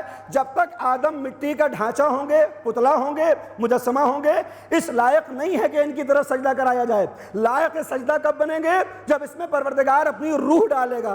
قانون آسمان میں بھی یہی تھا کہ جب تک ڈھانچہ ہوگا ان کی طرف سجدہ نہیں ہوگا، جب روح آئے گی تو لائق سجدہ ہوں گے۔ کہ قانون زمین پر بھی یہی ہے، ڈھانچہ ابراہیم و اسماعیل بنائیں گے مگر روح خدا بن کر علی جب تک پیدا نہ ہو لائق سجدہ نہ ہوگا۔ صلوات بھیجیں بر محمد و آدم۔ لہذا جو درجہ جو درجہ آسمان پر آدم کو ملا ہے وہی درجہ اس خانہ خدا. تو گویا آدم کو اللہ نے آسمان پر قبلۃ اللہ بنایا تھا, کعبۃ اللہ بنایا تھا, ولی اللہ بنایا تھا. سجدے کر رہا تھا ابلیس, مگر سجدوں کی حقیقت تب سمجھ میں آتی ہے جب عبد و معبود کے درمیان ایک ولی خدا آ جائے. جب تک ولی نہیں آتا ایمان کا اظہار نہیں ہوتا. غدیر سے پہلے کہیں بھی آپ کو نظر نہیں آئے گا کہ کسی نے بھی اسلام کو اپنانے میں کوئی اعتراض کیا ہو, مگر جیسے ہی عبد و معبود کی عبادت کے درمیان پیغمبر نے ادامہ رسالت اور ادامہ نبوت کی صورت میں ولایت کو پیش کیا, کہتا ہے ابھی تک تم نے نمازیں بتائی میں پڑھتا رہا, روزہ سکھایا میں رکھتا رہا, حج پہ لے آئے میں مانتا رہا, اب تمہارے بھائی کو ماننے والا نہیں ہوں. معلوم یہ ہوا کہ نمازوں سے ابلیسوں کو کوئی حرج نہیں ہوتا, ولایت سے معاملات ہوتے ہیں. صلوات بھیجے بر محمد و آل محمد. اور کیوں ہوتے ہیں ولایت سے معاملات؟ یہ بھی ایک سوال ہے. اس ولایت سے کیوں معاملات؟ اس لیے کہ پروردگار نے اس ولایت کو معیار بنایا. پیغمبر اسلام کی وہ حدیث ہے, کوئی پوری زندگی نماز پڑھے, روزہ رکھے, حج کرے, زکوٰۃ دے, کام آنے والا نہیں ہے اگر اس کے دل میں ولایت امیر المومنین نہ ہو, کیونکہ پتہ نہیں چلے گا کہ اس ایمان کی حیثیت کیا ہے, نمازوں کی حیثیت کیا ہے. لہٰذا اب عزیزان گرامی وہ پروردگار کہتا ہے کہ نعمتوں کا سوال کروں گا, سب سے بڑی نعمت ولایت امیر المومنین ہوگی. اب اللہ نے جو نعمتیں ہمارے حوالے کی ہیں اس کے اوپر اللہ کی طرف سے 3 حق ہیں ہماری گردن پر. جب بھی اللہ کوئی نعمت دیتا ہے 3 حق ہماری گردن پر ہوتے ہیں. پہلا حق کیا ہے کہ صاحب جیسے ہی نعمت ملے شکر کا سجدہ کرو, زبان سے کہو شکریہ. مثال کے طور پر کوئی میرے اوپر احسان کرے, کوئی تحفہ دے, تو پہلا حق یہ ہے اس تحفے کا, اس نعمت کا, کہ میں زبان سے کہوں صاحب شکریہ. میں لے کر رکھ لوں اور شکریہ نہ کہوں تو لوگ کہیں گے بڑے نامعقول ہیں, ہدیہ لے لیا, نعمت لے لی, فائدہ اٹھا لیا, شکریہ بھی نہیں کیا. تو پہلا حق ہے نعمت کا کہ شکریہ ادا کیا جائے. دوسرا حق امام کیا فرماتے ہیں؟ امام ششم نے فرمایا کہ دوسرا حق یہ ہے کہ جس کام کے لیے نعمت دی گئی ہے وہیں پر استعمال کیا جائے. کاش متوجہ ہوا, یہ دوسرا حق ہوگا. کہ تیسرا حق کیا ہے؟ کہ تیسرا حق یہ ہے کہ جس نے نعمت دی ہے اس کے خلاف استعمال نہ کرو. میں سادی سے مثال دوں تاکہ بات واضح ہو جائے. آپ نے یہ سنا, اور آپ ماشاءاللہ چونکہ یہ مخیر ہیں, کام کرتے رہتے ہیں, اس لیے مثال دے رہا ہوں. آپ نے سنا کہ آپ کے محلے میں کسی کے بچے کی فیس جمع نہیں ہو رہی ہے اور اس کا نام کٹنے والا ہے, کئی مرتبہ لکھ کے آ چکا ہے ڈائری میں. جیسے ہی آپ کو یہ معلوم ہوا تو اب آپ چونکہ مخیر ہیں, آپ کا دل جلتا ہے, آپ نے اس کے باپ کو بلایا کہ فیس کیوں نہیں جمع کر رہے ہو؟ کہ صاحب انکم ہی نہیں ہے, پیسے ہی نہیں آ رہا, کیسے فیس جمع کروں؟ کہ کتنی فیس جانے والی ہے؟ اس نے کہا صاحب 500 روپے ہیں. تو آپ چونکہ رؤوف ہیں, مہربان ہیں, آپ نے 500 روپے نکالے, اس کے حوالے کیے. پہلا حق کیا تھا اس کا؟ کہ یہ شکریہ ادا کرے کہ اب اس فیس کی وجہ سے اس کے بچے کا نام نہیں کٹے گا, تو یہ پہلے شکریہ ادا کرے. اب دوسرا حق کیا ہے؟ کہ یہ پیسہ جس لیے دیا گیا ہے, یعنی فیس میں دینے کے لیے, دوسرا حق یہ ہے کہ اس پیسے کو وہیں استعمال کیا جائے. لیکن اگر خدا نخواستہ آپ کو معلوم یہ ہو کہ دیے تھے 500 روپے فیس کے لیے اور اس نے پزا آرڈر کر دیا بچوں کے لیے, تو پھر کیا ہوگا؟ آپ کا دل جلنے لگے گا, کیونکہ نعمت کے ساتھ وہ سلوک نہیں ہوا جو ہونا چاہیے تھا. نعمت کا دوسرا حق یہ ہے کہ جس کام کے لیے نعمت دی جائے اس میں استعمال کی جائے. لیکن کبھی کبھی یہ ہوتا ہے کہ اس کام میں استعمال نہیں ہوتی, تو تاکید کی گئی کہ کم سے کم اتنا ضرور کرو کہ جس نے نعمت دی ہے اس کے خلاف استعمال نہ کرو. میں مثال بدلوں, آپ نے 500 روپے دیے اور رات کے 2 بجے اس کا بچہ, اس کے پیٹ میں درد شروع ہوا اور ایسا شدید درد کہ اس کو ڈاکٹر کے پاس لے کر جانا پڑا. وہی فیس کے 500 روپے اس نے ڈاکٹر کو دیے. صبح آپ کو معلوم یہ ہوا کہ صاحب فیس جمع نہیں ہوئی. آپ ناراض تو ہوں گے کہ میں نے جس کام کے لیے پیسہ دیا تھا اس میں جمع کیوں نہیں کیا. مگر جب وہ کہے گا کہ صاحب زندگی پر بنائی تھی, جان پر بنائی تھی, ڈاکٹر کو دے دیا, تو آپ کہیں گے کوئی بات نہیں, میں نے پیسہ دیا تھا, وہاں استعمال نہیں ہوا لیکن کہیں نہ کہیں تو استعمال ہو گیا. لہذا آپ اس بات سے راضی ہو جائیں گے. پہلا حق زبان سے شکر ادا کرو, زبان سے ادا کرنے کے بعد اس کو وہاں استعمال کرو جہاں کے لیے دی گئی ہے. اگر خدا نخواستہ وہاں ادا نہ کر سکے, وہاں نہ خرچ کر سکے, تو اس کے خلاف استعمال نہ کرو جس نے یہ نعمت دی ہے. مان لے آپ کو یہ معلوم ہو کہ آپ نے 500 روپے دیے تھے فیس جمع کرنے کے لیے, اور اب وہ اس 500 روپے کو آپ کے ہی خلاف استعمال کر رہا ہے کسی بھی معاملات میں. بعض وقت ہوتا ہے نا کہ آپ کسی کو قرض دے دیجئے اور 2-4 لاکھ آپ نے قرض دیا, جب آپ مانگ رہے ہیں تو وہ دیتا نہیں ہے واپس. جب آپ اسے کہیں گے کہ صاحب دو ورنہ قانونی کارروائی کریں گے, تو جانتے کیا کہتا ہے؟ ٹھیک ہے کر دیجئے, آپ کا پیسہ آپ ہی پر خرچ کر دوں گا. یہ ہمارے یہاں مزاج ہے کہ پہلے قرض لے لو اور جب نہ دینا ہو تو کہہ دو آپ کا پیسہ آپ پر خرچ کریں گے۔ پروردگار کہتا ہے کہ جب کوئی نعمت دی جائے، کاش متوجہ ہوں آپ، پہلا حق ہے زبان سے شکر ادا کرو، دوسرا حق جہاں کے لیے دیا ہے وہاں استعمال کرو، تیسرا حق اس کے لیے اس کے خلاف استعمال نہ کرو۔ تو اب جو اللہ نے نعمتیں دی ہیں ہم کو زبان کی صورت میں، آنکھوں کی صورت میں، وجود کی صورت میں، ان کا پہلا حق یہ ہے کہ اللہ نے زبان جس کام کے لیے دی ہے وہاں استعمال ہو، آنکھ جس کام کے لیے عطا کی ہیں وہاں استعمال ہو۔ یہ کان کیوں دیے، یہ آنکھیں کیوں دی، یہ زبان کیوں دی؟ تاکہ اللہ کی عبادت اور اطاعت ہوتی رہے، حق کو آشکار کرنے کے لیے زبان چلے، حق کو دیکھنے کے لیے آنکھوں کا استعمال ہو۔ لہٰذا پہلا حق یہ ہے کہ اس نعمت خدا کو، اس وجود کو، اپنے وجود کو پروردگار کے اوپر صرف کریں، اور تیسرا حق یہ ہے کہ اس کو پروردگار کے خلاف استعمال نہ کریں، یعنی اگر اطاعت کے لیے دی ہوں نعمتیں تو معصیت میں ان کو خرچ نہ کیا جائے۔ آنکھیں اللہ نے دی ہیں عبادت و اطاعت کے لیے، اپنے نظارے کرنے کے لیے، اس قدرت کو دیکھنے کے لیے تاکہ اللہ سے قریب ہو جاؤ، تو اب ان نعمتوں کو شیطان کے لیے استعمال نہ کیا جائے، یہ نعمت کا تقاضا ہے۔ اور ان نعمتوں میں سب سے بڑی نعمت کیا ہے؟ ولایت، جس میں امامت بھی شامل ہے، رسالت بھی شامل ہے۔ اب جب آپ ملاحظہ فرمائیں گے مسلمانوں کو کہ اس ولایت جیسی نعمت کے ساتھ مسلمانوں نے کیا سلوک کیا، اس امامت کے ساتھ کیا سلوک کیا، تو آپ ملاحظہ کریں گے کہ جو سب سے بڑی نعمت تھی، سب سے بڑے نعمت کا جو کفر کیا گیا وہ اسی نعمت کے ساتھ کیا گیا۔ کیا ہوا ہے وہ آپ تاریخ دیکھیں، پیغمبر کے بعد 250 سالہ زندگی یہ امامت نظر آتی ہے، 250 برس۔ سن 11 ہجری میں پیغمبر اس دنیا سے گئے اور سن 261 میں امام آخر پردہ غیبت میں چلے گئے۔ یہ 250 برس وہ ہیں جن میں تقریباً 13 معصومین آپ کو نظر آئیں گے، 14 معصومین پیغمبر کو ہٹا دیں تو 13 معصومین کہ جو ہر معصوم نعمت بن کر زمین پر آیا تھا، مگر مسلمانوں نے کیا سلوک کیا اس کے ساتھ؟ ابھی کل آپ نے پیغمبر اسلام کا غم منایا اور مولا امام حسن مجتبیٰ کا غم منایا۔ امام حسن امامت کی صورت میں جب پروردگار نے ان کی امامت کو آشکار کیا تو مسلمانوں نے کیا سلوک کیا ہے؟ آپ تاریخ امام حسن کو اٹھائیں۔ بس میں اسی منزل پر لے کر آنا چاہتا تھا اور جلدی سے مجلس کو تمام کر دوں گا۔ جب بات امام حسن اور امام حسین کی ہوتی ہے تو ہم امام حسین کے لیے ایک لفظ استعمال کرتے ہیں، مظلوم کربلا، اور یقیناً امام حسین سے زیادہ مظلوم ہمیں کوئی اور نظر تاریخ میں نہیں آتا۔ اتنے ظلم ہوئے، اتنا تشدد ہوا، اتنی تکلیفیں ہوئی ہیں کہ امام حسین مظلوم کربلا ہیں۔ لیکن آپ یقین جانیں کہ جس وقت مولا امام حسن مجتبیٰ کی زندگی آپ اٹھا کر دیکھیں گے تو آپ کو نظر آئے گا کہ امام حسین سے کہیں زیادہ مظلوم امام حسن کی ہستی ہے۔ دلیلیں کیا ہیں وہ سب پیش کروں گا جلدی سے۔ دیکھیں امام حسین کو کہا جاتا ہے مظلوم کربلا۔ کربلا میں امام کتنے دن ہیں؟ 10 دن۔ اگر امام کے اوپر ظلم ہوئے ہیں تو صرف 10 دن میں ہوئے، 2 محرم کو آئے اور 10 محرم کو امام علی مقام شہید ہو گئے، تو انہی 10 دنوں میں تکلیف ہوئی۔ ہاں پیچھے سے جوڑ لیجیے آپ، 28 رجب کو آپ نے مدینہ چھوڑا اور 10 محرم کو شہید ہو گئے، تو 6 مہینے آپ کی مظلومیت کے ہیں، آپ دنیا سے چلے گئے۔ مگر جب معاملہ امام حسن کا آتا ہے تو امام حسن کی مظلومیت 10 برس مسلسل دکھائی دیتی ہے۔ سن 41 ہجری سے 40 میں پیغمبر اسلام کے جانشین مولا کائنات کی شہادت، ان کے بعد 6 مہینے امام علی مقام کی قدرت اور حکومت، اور جمادی الاولیٰ یا 25 ربیع الاول کہ جس دن صلحنامہ آمادہ ہوا، سن 41 سے سن 50 ہجری تک پورے 10 برس اگر کوئی پوری تاریخ میں مظلوم نظر آتا ہے تو مظلوم مدینہ کے نام سے امام حسن مجتبیٰ کو یاد کیا جاتا ہے۔ اللہ اکبر! امام حسن مظلوم ہے، مظلوم مدینہ ہے۔ امام حسین مظلوم کربلا 10 دن کے لیے ہے، امام حسن 10 برس کے لیے مظلوم ہے۔ اور میں جو بھی بات کہتا ہوں استناد کے ساتھ کہتا ہوں، اساتذہ کو دکھاتا ہوں، جب ادھر سے ہری جھنڈی ملتی ہے تب ممبر پر پڑھتا ہوں۔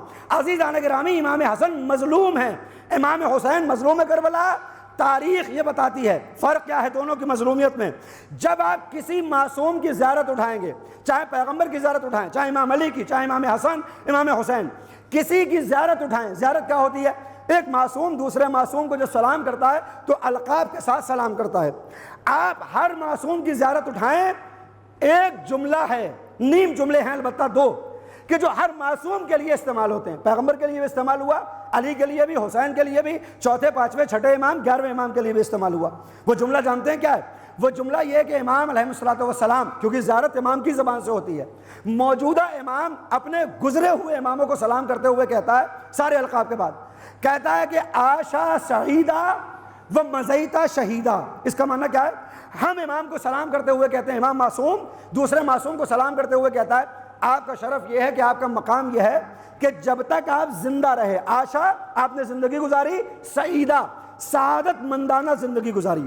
یہ ہر معصوم کے لیے ملتا ہے، پیغمبر کے لیے، امام حسین کے لیے، چوتھے، پانچویں، چھٹے، ساتویں، ہر امام کی زیارت میں یہ جملہ آپ کو ملے گا، عاشا سعیدہ و مضیت شہیدہ، زندگی سعادت مندانہ گزاری اور جب موت آئی تو درجہ شہادت پر فائز ہوئے. یہ ہر معصوم کے لیے، پیغمبر کے لیے بھی ملے گا، علی کے لیے بھی ملے گا، امام حسین کے لیے بھی.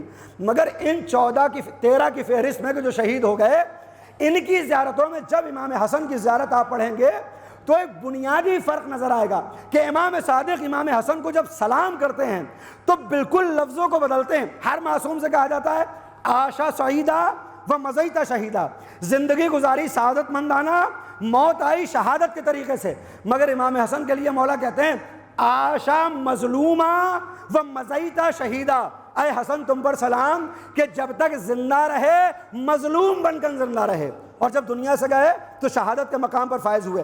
یعنی امام صادق کی زبان میں امام حسن کی زندگی مظلومانہ زندگی ہے، مظلومانہ زندگی. آپ سوچیں کہ مظلومانہ زندگی کیوں ہے؟ 2-3 مثالیں میں آپ کے سامنے پیش کروں.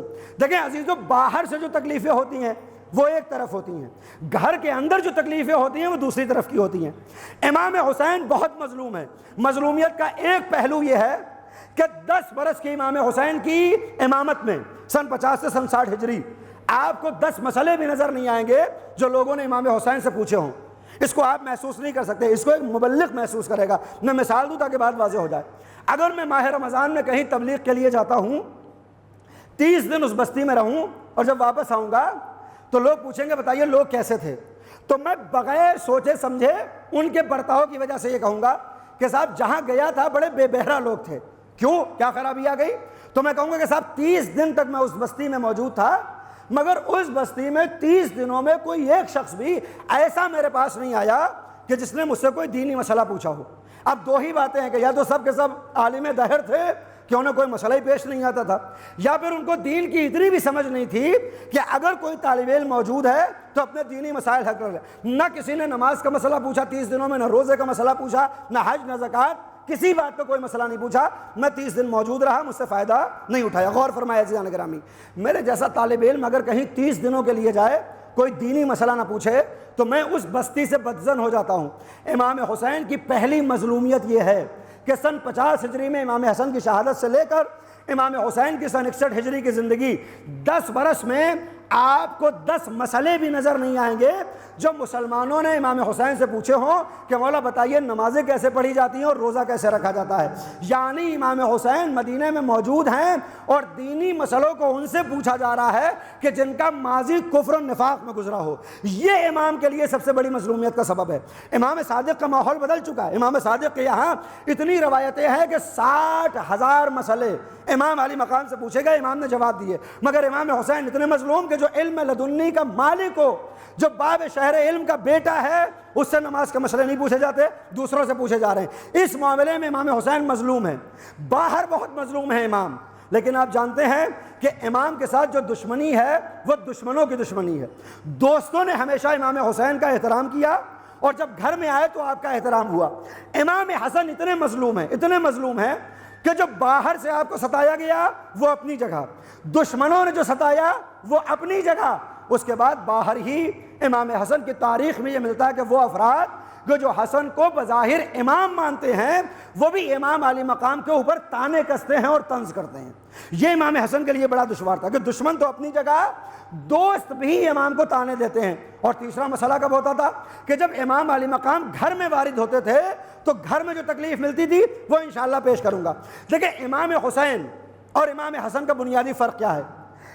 جو 14 معصومین میں نے کئی مجلسیں عرض کی ہیں کہ 14 معصومین میں امام حسین کا معاملہ سب سے علیحدہ ہے، کیونکہ کئی باتیں امام حسین کی سب سے جدا نظر آتی ہیں، جن میں ایک مسئلہ کیا ہے کہ جب بھی ہم اللہ سے دعا کرتے ہیں کہ کس کا راستہ ہمیں ملے تو ہم نمازوں میں کیا کہتے ہیں؟ اگر تسبیحات اربع حفظ نہ ہو تو 17 مرتبہ کہتے ہیں، تسبیحات اربع یاد ہوں تو روزانہ 10 مرتبہ ایک دعا کرتے ہیں. ہم کیا کہتے ہیں؟ اہدنا الصراط المستقیم، پروردگار ہمیں صراط مستقیم دکھا دے، اور دکھا دیا ہے تو اس پر ہم قائم رہیں۔ یہ صراط مستقیم کیا ہے؟ سورہ نساء میں اللہ کہتا ہے نبیوں کا راستہ، شہیدوں کا راستہ، صدیقین کا راستہ، صالحین کا راستہ، نعمت کا راستہ ہے۔ روایت میں آتا ہے کہ علی کا راستہ نعمت کا راستہ ہے۔ ہم 10 مرتبہ دعا مانگتے ہیں کہ ہمیں علی کا راستہ دکھا دے، اور دکھا دیا ہے تو اس پر باقی رہیں۔ کبھی بھی آپ کے وہم و گمان میں نہیں آیا ہوگا، ذہن و خیال میں نہیں آیا ہوگا کہ آپ نے دعا کی ہو کہ پروردگارا مجھے پیغمبر کے صحابیوں کے راستے پر چلا۔ کبھی آپ نے یہ دعا نہیں مانگی ہوگی کہ پروردگارا مجھے علی کے صحابیوں کے راستے پر چلا۔ میں یہ نہیں کہہ رہا ہوں کہ آپ دعا نہ مانگیں، نہیں مانگیں، مگر آج سے پہلے یہ خیال بھی آپ کے ذہن میں نہیں آیا ہوگا کہ آپ یہ دعا کریں کہ پروردگارا مجھے پیغمبر کے صحابیوں کا راستہ دکھا دے۔ علی کے صحابیوں کا راستہ، کس کا راستہ دیکھنا چاہتے ہیں؟ ایک راستہ علی کا راستہ، 10 مرتبہ دعا کرتے ہیں نمازوں میں، اللہ اکبر۔ اب اس ایک راستے کے بعد اگر دوسرا کوئی راستہ ہم طلب کرتے ہیں تو جانتے ہیں وہ راستہ کون سا ہے؟ وہ راستہ ہے حسین کا راستہ اور حسین کے صحابیوں کا راستہ۔ نہ پیغمبر کے صحابیوں کا راستہ، نہ علی کے صحابیوں کا راستہ، نہ حسن کے صحابیوں کا، حسین کے صحابیوں کا۔ اور کب مانگتے ہیں؟ قیام میں علی کا راستہ مانگتے ہیں اور سجدے میں حسین کا راستہ مانگتے ہیں۔ جب زیارت عاشورہ تمام ہوتی ہے تو سجدہ خالق میں سر رکھتے ہیں اور کیا کہتے ہیں؟ اللہم ارزقنی شفاعت الحسین یوم الورود وثبت لی قدم صدق عندک مع الحسین واصحاب الحسین۔ پروردگارہ حسین کی شفاعت مل جائے جب قبر میں وارد کیے جائیں، اور میرے قدموں میں ثبات عطا کر دے، مجھے راستہ دکھا دے، مجھے ثابت قدم کر دے۔ کس کے راستے پر؟ حسین کے راستے پر، واصحاب الحسین، اور اصحاب حسین کے راستے پر۔ غور فرمایا آپ نے؟ یعنی کسی معصوم کے صحابیوں کے راستے پر نہیں چلنا چاہتے، امام حسین کے صحابیوں کے راستے پر چلنا چاہتے ہیں، حسن کے صحابیوں کے راستے پر بھی چلنا نہیں چاہتے، حسین کے صحابیوں کے۔ کیوں؟ بنیادی فرق یہ ہے کہ دوسرے معصومین کے جو صحابی ہیں ان میں وہ ہنر نہیں پایا جاتا جو حسین کے ساتھیوں میں ہنر پایا جاتا ہے۔ بنیادی فرق یہ ہے کہ امام حسن کے جو ساتھی ہیں وہ انہی سے دھوکہ کرنے والے ہیں۔ یوں 12,000 کا لشکر ہے۔ یہ لوگ جب بات کرتے ہیں کہ امام حسن نے صلح کیوں کی، صلح سے پہلے 6 مہینے امام علی مقام کی جنگ ہے۔ اس جنگ کا معاملہ یہ ہے امام حسن واقعاً مظلوم ہے۔ پہلی مظلومیت کا سبب یہ ہے کہ امام حسین کے پاس 72 تھے، مگر ایسے تھے کہ الذین بذلوا موجہم دون الحسین، جو خون کا آخری قطرہ بھی حسین کے اوپر فدا کرنا چاہتے تھے۔ امام حسن کے پاس 12,000 کا لشکر ہے۔ مولا کائنات کی شہادت کے بعد امام حسن کو خلافت راشد کی حیثیت سے پہچانا گیا، شام سے انکار کیا گیا، جنگ کا آغاز ہوا۔ امام حسن کے پاس 40,000 افراد نے بیعت کی ہے جس دن مولا کائنات کی شہادت ہوئی، اور جب جنگ کا موقع آیا تو 12,000 کا لشکر امام علی مقام کے پاس ہے۔ آپ جانتے ہیں فرق کیا ہے؟ امام حسین کے پاس صرف 72 تھے، امام حسن کے پاس 12,000 تھے، مگر وہ 72 ایسے تھے کہ جو کہتے تھے کہ اپنی جان کو بھی قربان کریں گے، اپنے خون کے آخری قطرے کو بھی قربان کریں گے۔ مگر امام حسن کے پاس جانتے ہیں کیسے؟ امام حسین نے سردار بنایا ہے حضرت عباس کو ان 72 کے لشکر کا، ہے نا، علمدار کربلا۔ اور یہ اتنے وفادار ہیں کہ ان کی وفاداری کا ثبوت صرف چاہنے والوں کی زبان سے نہیں آتا، صرف عقیدت مندوں کی زبان سے نہیں آتا۔ تاریخ بتاتی ہے کہ جب تبرکات کو لوٹ کر شام میں لے جایا گیا تو یزید نے سارے تبرکات دیکھے، جو پڑھ رہا ہوں استناد کے ساتھ، جس کا دل کرے مجلس کے بعد مجھ سے حوالے طلب کرے۔ یزید نے سارے تبرکات دیکھے تو جب اس علم کو دیکھا، اس کے پاس لایا گیا، اس نے علم دیکھا اوپر سے نیچے تک، اور دیکھنے کے بعد اپنی آواز کو بلند کرتے ہوئے کہتا ہے کوئی مجھے بتائے کہ اس علم کا علمدار کون تھا، اس علم کو پکڑنے والا کون تھا، علمدار کون تھا۔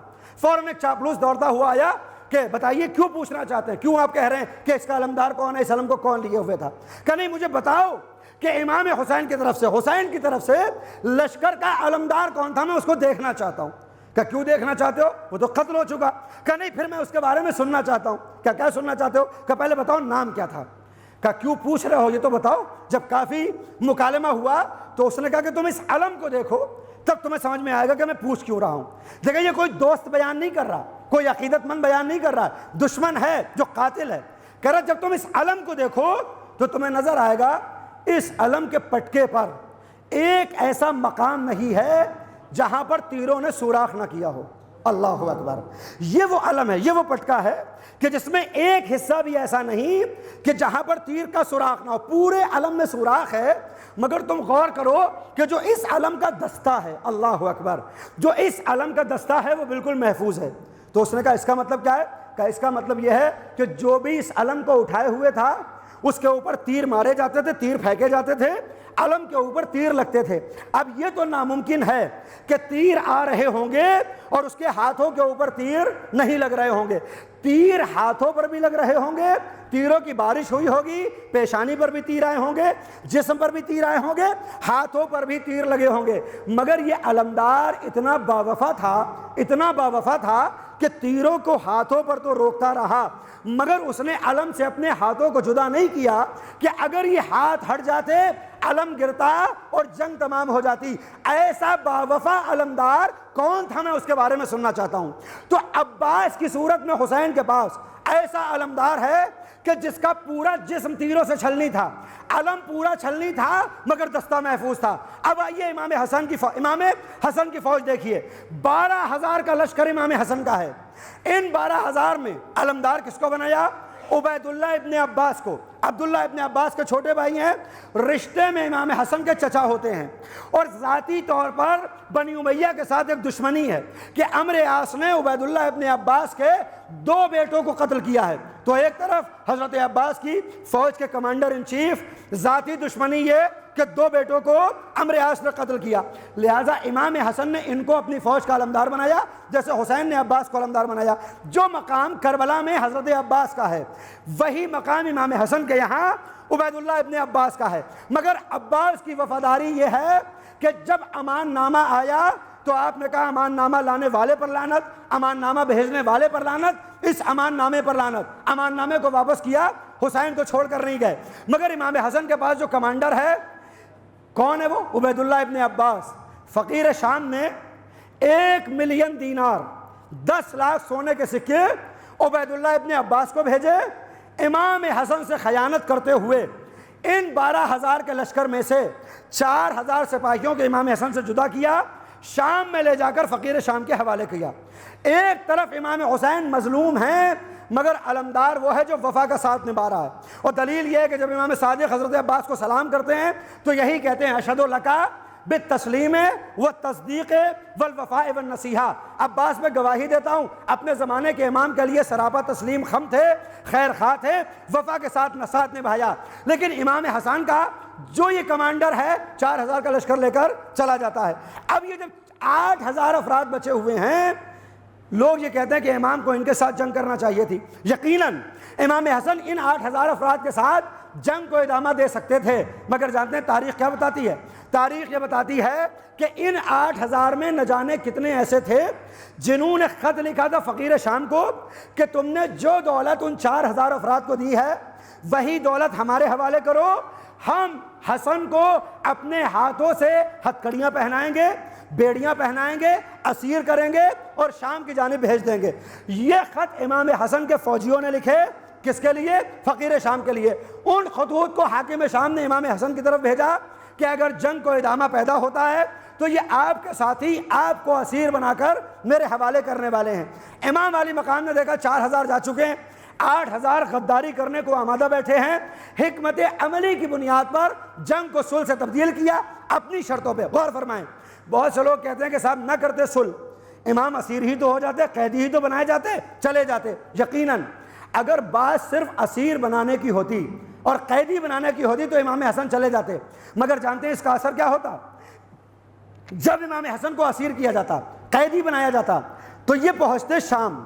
شام میں یزید کے باپ میں اتنی ہمت نہیں ہے کہ وہ امام حسن کو قتل کرے، اس لیے کہ وہ پیغمبر کے نواسے ہیں۔ جانتے ہیں وہ کیا کرتا؟ استاد علی میرے استاد ہوتے ہیں، یہ ان کی تحلیل ہے، وہ یہ کرتا کہ جب امام حسن قیدی کی صورت میں دربار شام میں جاتے تو وہ کہتا کہ حسن تم میرے دربار میں قیدی بن کر آئے ہو، ہم تمہیں آزاد کیے دیتے ہیں۔ جانتے ہیں اگر یزید کا باپ امام حسن کو آزاد کرتا تو اس کا مطلب کیا ہوتا؟ قیامت تک ہم شیعوں کے لیے یہ آر ہوتا، یہ ننگ ہوتا، اور یہ کہا جاتا کہ شیعہ تو علی کے بعد اس کو امام مانتے ہیں کہ جو حاکم شام کے یہاں قیدی بنتا ہے، اسیر ہوتا ہے اور اس کے ہاتھوں سے آزاد کیا جاتا ہے۔ اس جملے کی حقیقت کو ہم ہندوستانی نہیں سمجھ سکتے، اس کو عرب سمجھ سکتا ہے کہ جب کسی کو قیدی اور غلام بنا کر آزاد کیا جائے تو اس کا مطلب یہ ہوتا ہے کہ اب وہ زندگی بھر اس کا محکوم ہوتا ہے اور وہ اس کا حاکم ہوتا ہے، وہ مملوک قرار پاتا ہے اور وہ مالک قرار پاتا ہے۔ میں دلیل دوں کہ جب فتح مکہ کے موقع پر پیغمبر اسلام نے سب کو معاف کیا اور ان بنی امیہ کے بھی تمام افراد کو معاف کر دیا کہ ہم نے تمہیں آزاد کر دیا، تو یہ آزادی یزید کے خاندان کے لیے ایک ننگ و آر بن گئی کہ جب بھی ان کو چوٹ پہنچانا ہوتی تھی تو ان کو طلقاء کہا جاتا تھا۔ طلقاء کا معنی کیا ہے؟ کہ جن کو قیدی بنایا جائے، اسیر بنایا جائے اور پھر آزاد کر دیا جائے، ان کو طلقاء کہا جاتا ہے۔ یعنی ان کے اسلام میں شک ہے، ان کا ایمان ابھی کامل نہیں ہے، یہ طلقاء میں سے ہیں، یہ آزاد کیے ہوئے افراد ہیں۔ اور اسی معاملے کو دربار شام میں حضرت زینب نے یزید کو جب خطاب کیا تو یہی کہا، یبن الطلقاء، یعنی ہمارے اجداد کے ذریعے آزاد کیے ہوئے غلاموں کی اولاد ہو تم کہ جس کے پاس آج سرداری آ گئی ہے۔ اگر امام حسن کو اسیر کیا جاتا، اگر امام حسن کو قیدی بنایا جاتا، شام میں فقیر شام امام حسن کو آزاد کرتا، کہتا کل تمہارے اجداد نے ہمارے اجداد کو قیدی بنا کر آزاد کیا تھا، تم ہمیں طلقاء کہتے ہو، آج ہم تمہیں آزاد کر رہے ہیں، اب آج کے بعد وہ احسان کا بدلہ پورا ہوا۔ تب سے لے کر قیامت تک شیعوں کا امام وہ ہوتا جو یزید جیسے فاسق و فاجر کے باپ کے ہاتھوں سے غلام بنایا جائے اور اسیر کیا جائے۔ یہ ننگ و عار ہوتا، یہ ضلالت ہوتی شیعوں کے لیے، یہ ضلالت ہوتی مومنوں کے لیے۔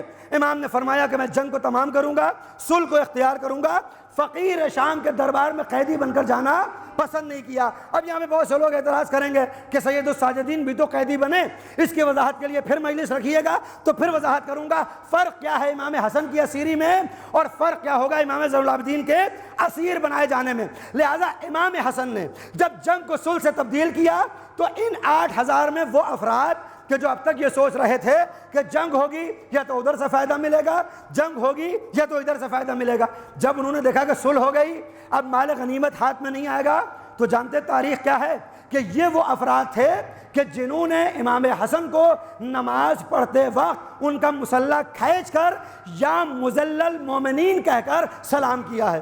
اس کا مطلب کیا ہے؟ آپ نے سنا ہوگا کہ بعد شہادت حسین امام حسین کے خیموں کو جلایا گیا، مال و اسباب کو لوٹا گیا۔ امام حسین مظلوم کربلا ہیں، مگر خیموں کو تب لوٹا جاتا ہے جب امام کی شہادت ہو جائے، مگر امام حسن اتنے مظلوم ہیں کہ آپ کا خیمہ اس وقت لوٹا جاتا ہے جب آپ خیمے کے اندر نماز پڑھ رہے ہیں۔ کیا کہا جاتا ہے؟ السلام علیکہ یا مذل المومنین۔ اس کا معنی جانتے ہیں؟ دیکھیں، سلام کرنا تعظیم کی علامت ہوتا ہے۔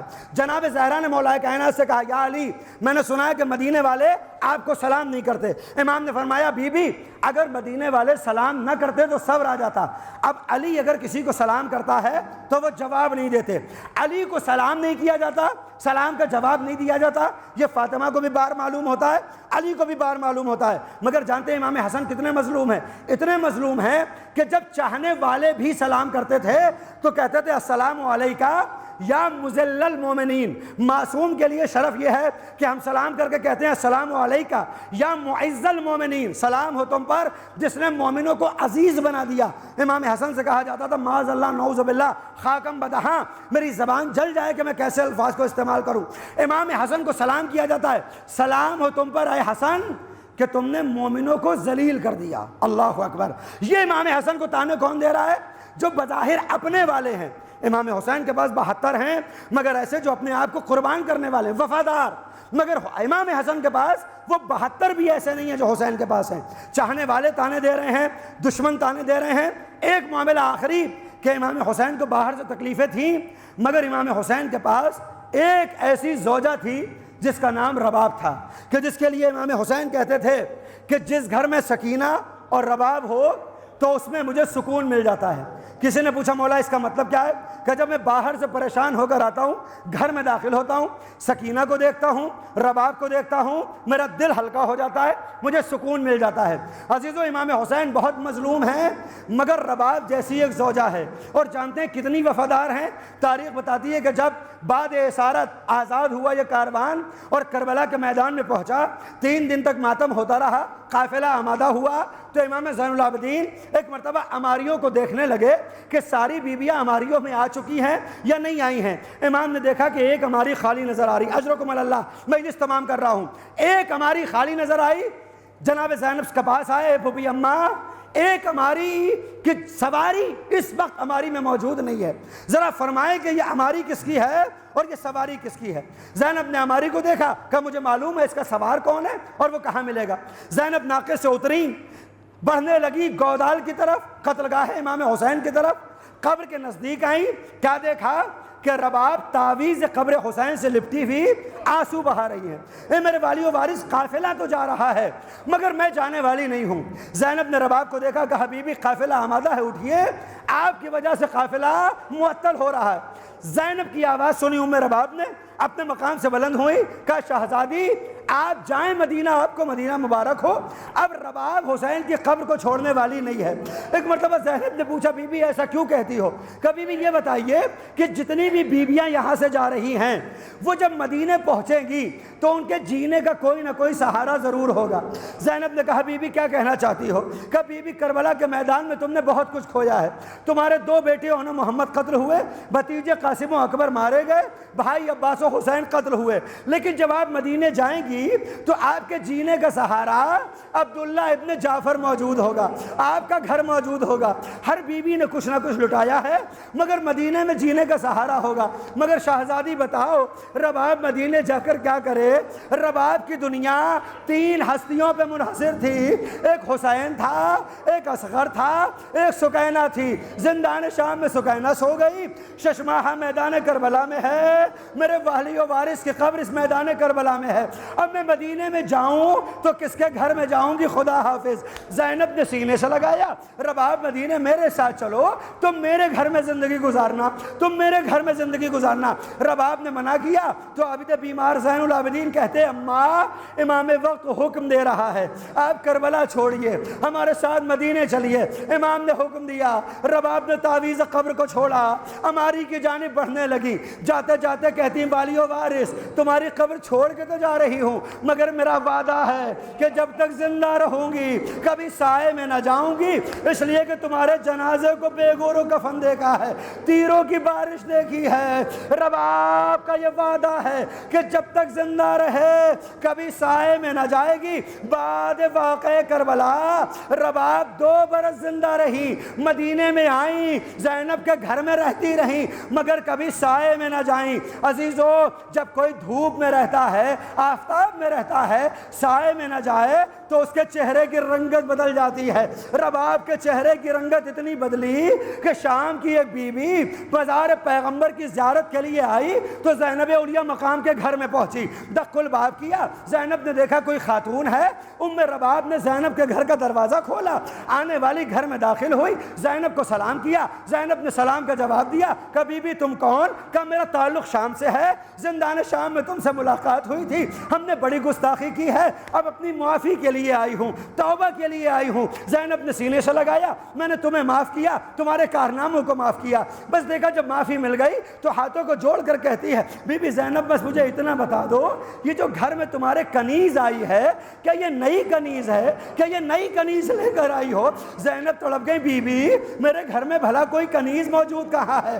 کہا رہے جب کنیز نہیں تو پھر یہ دروازہ کس نے کھولا؟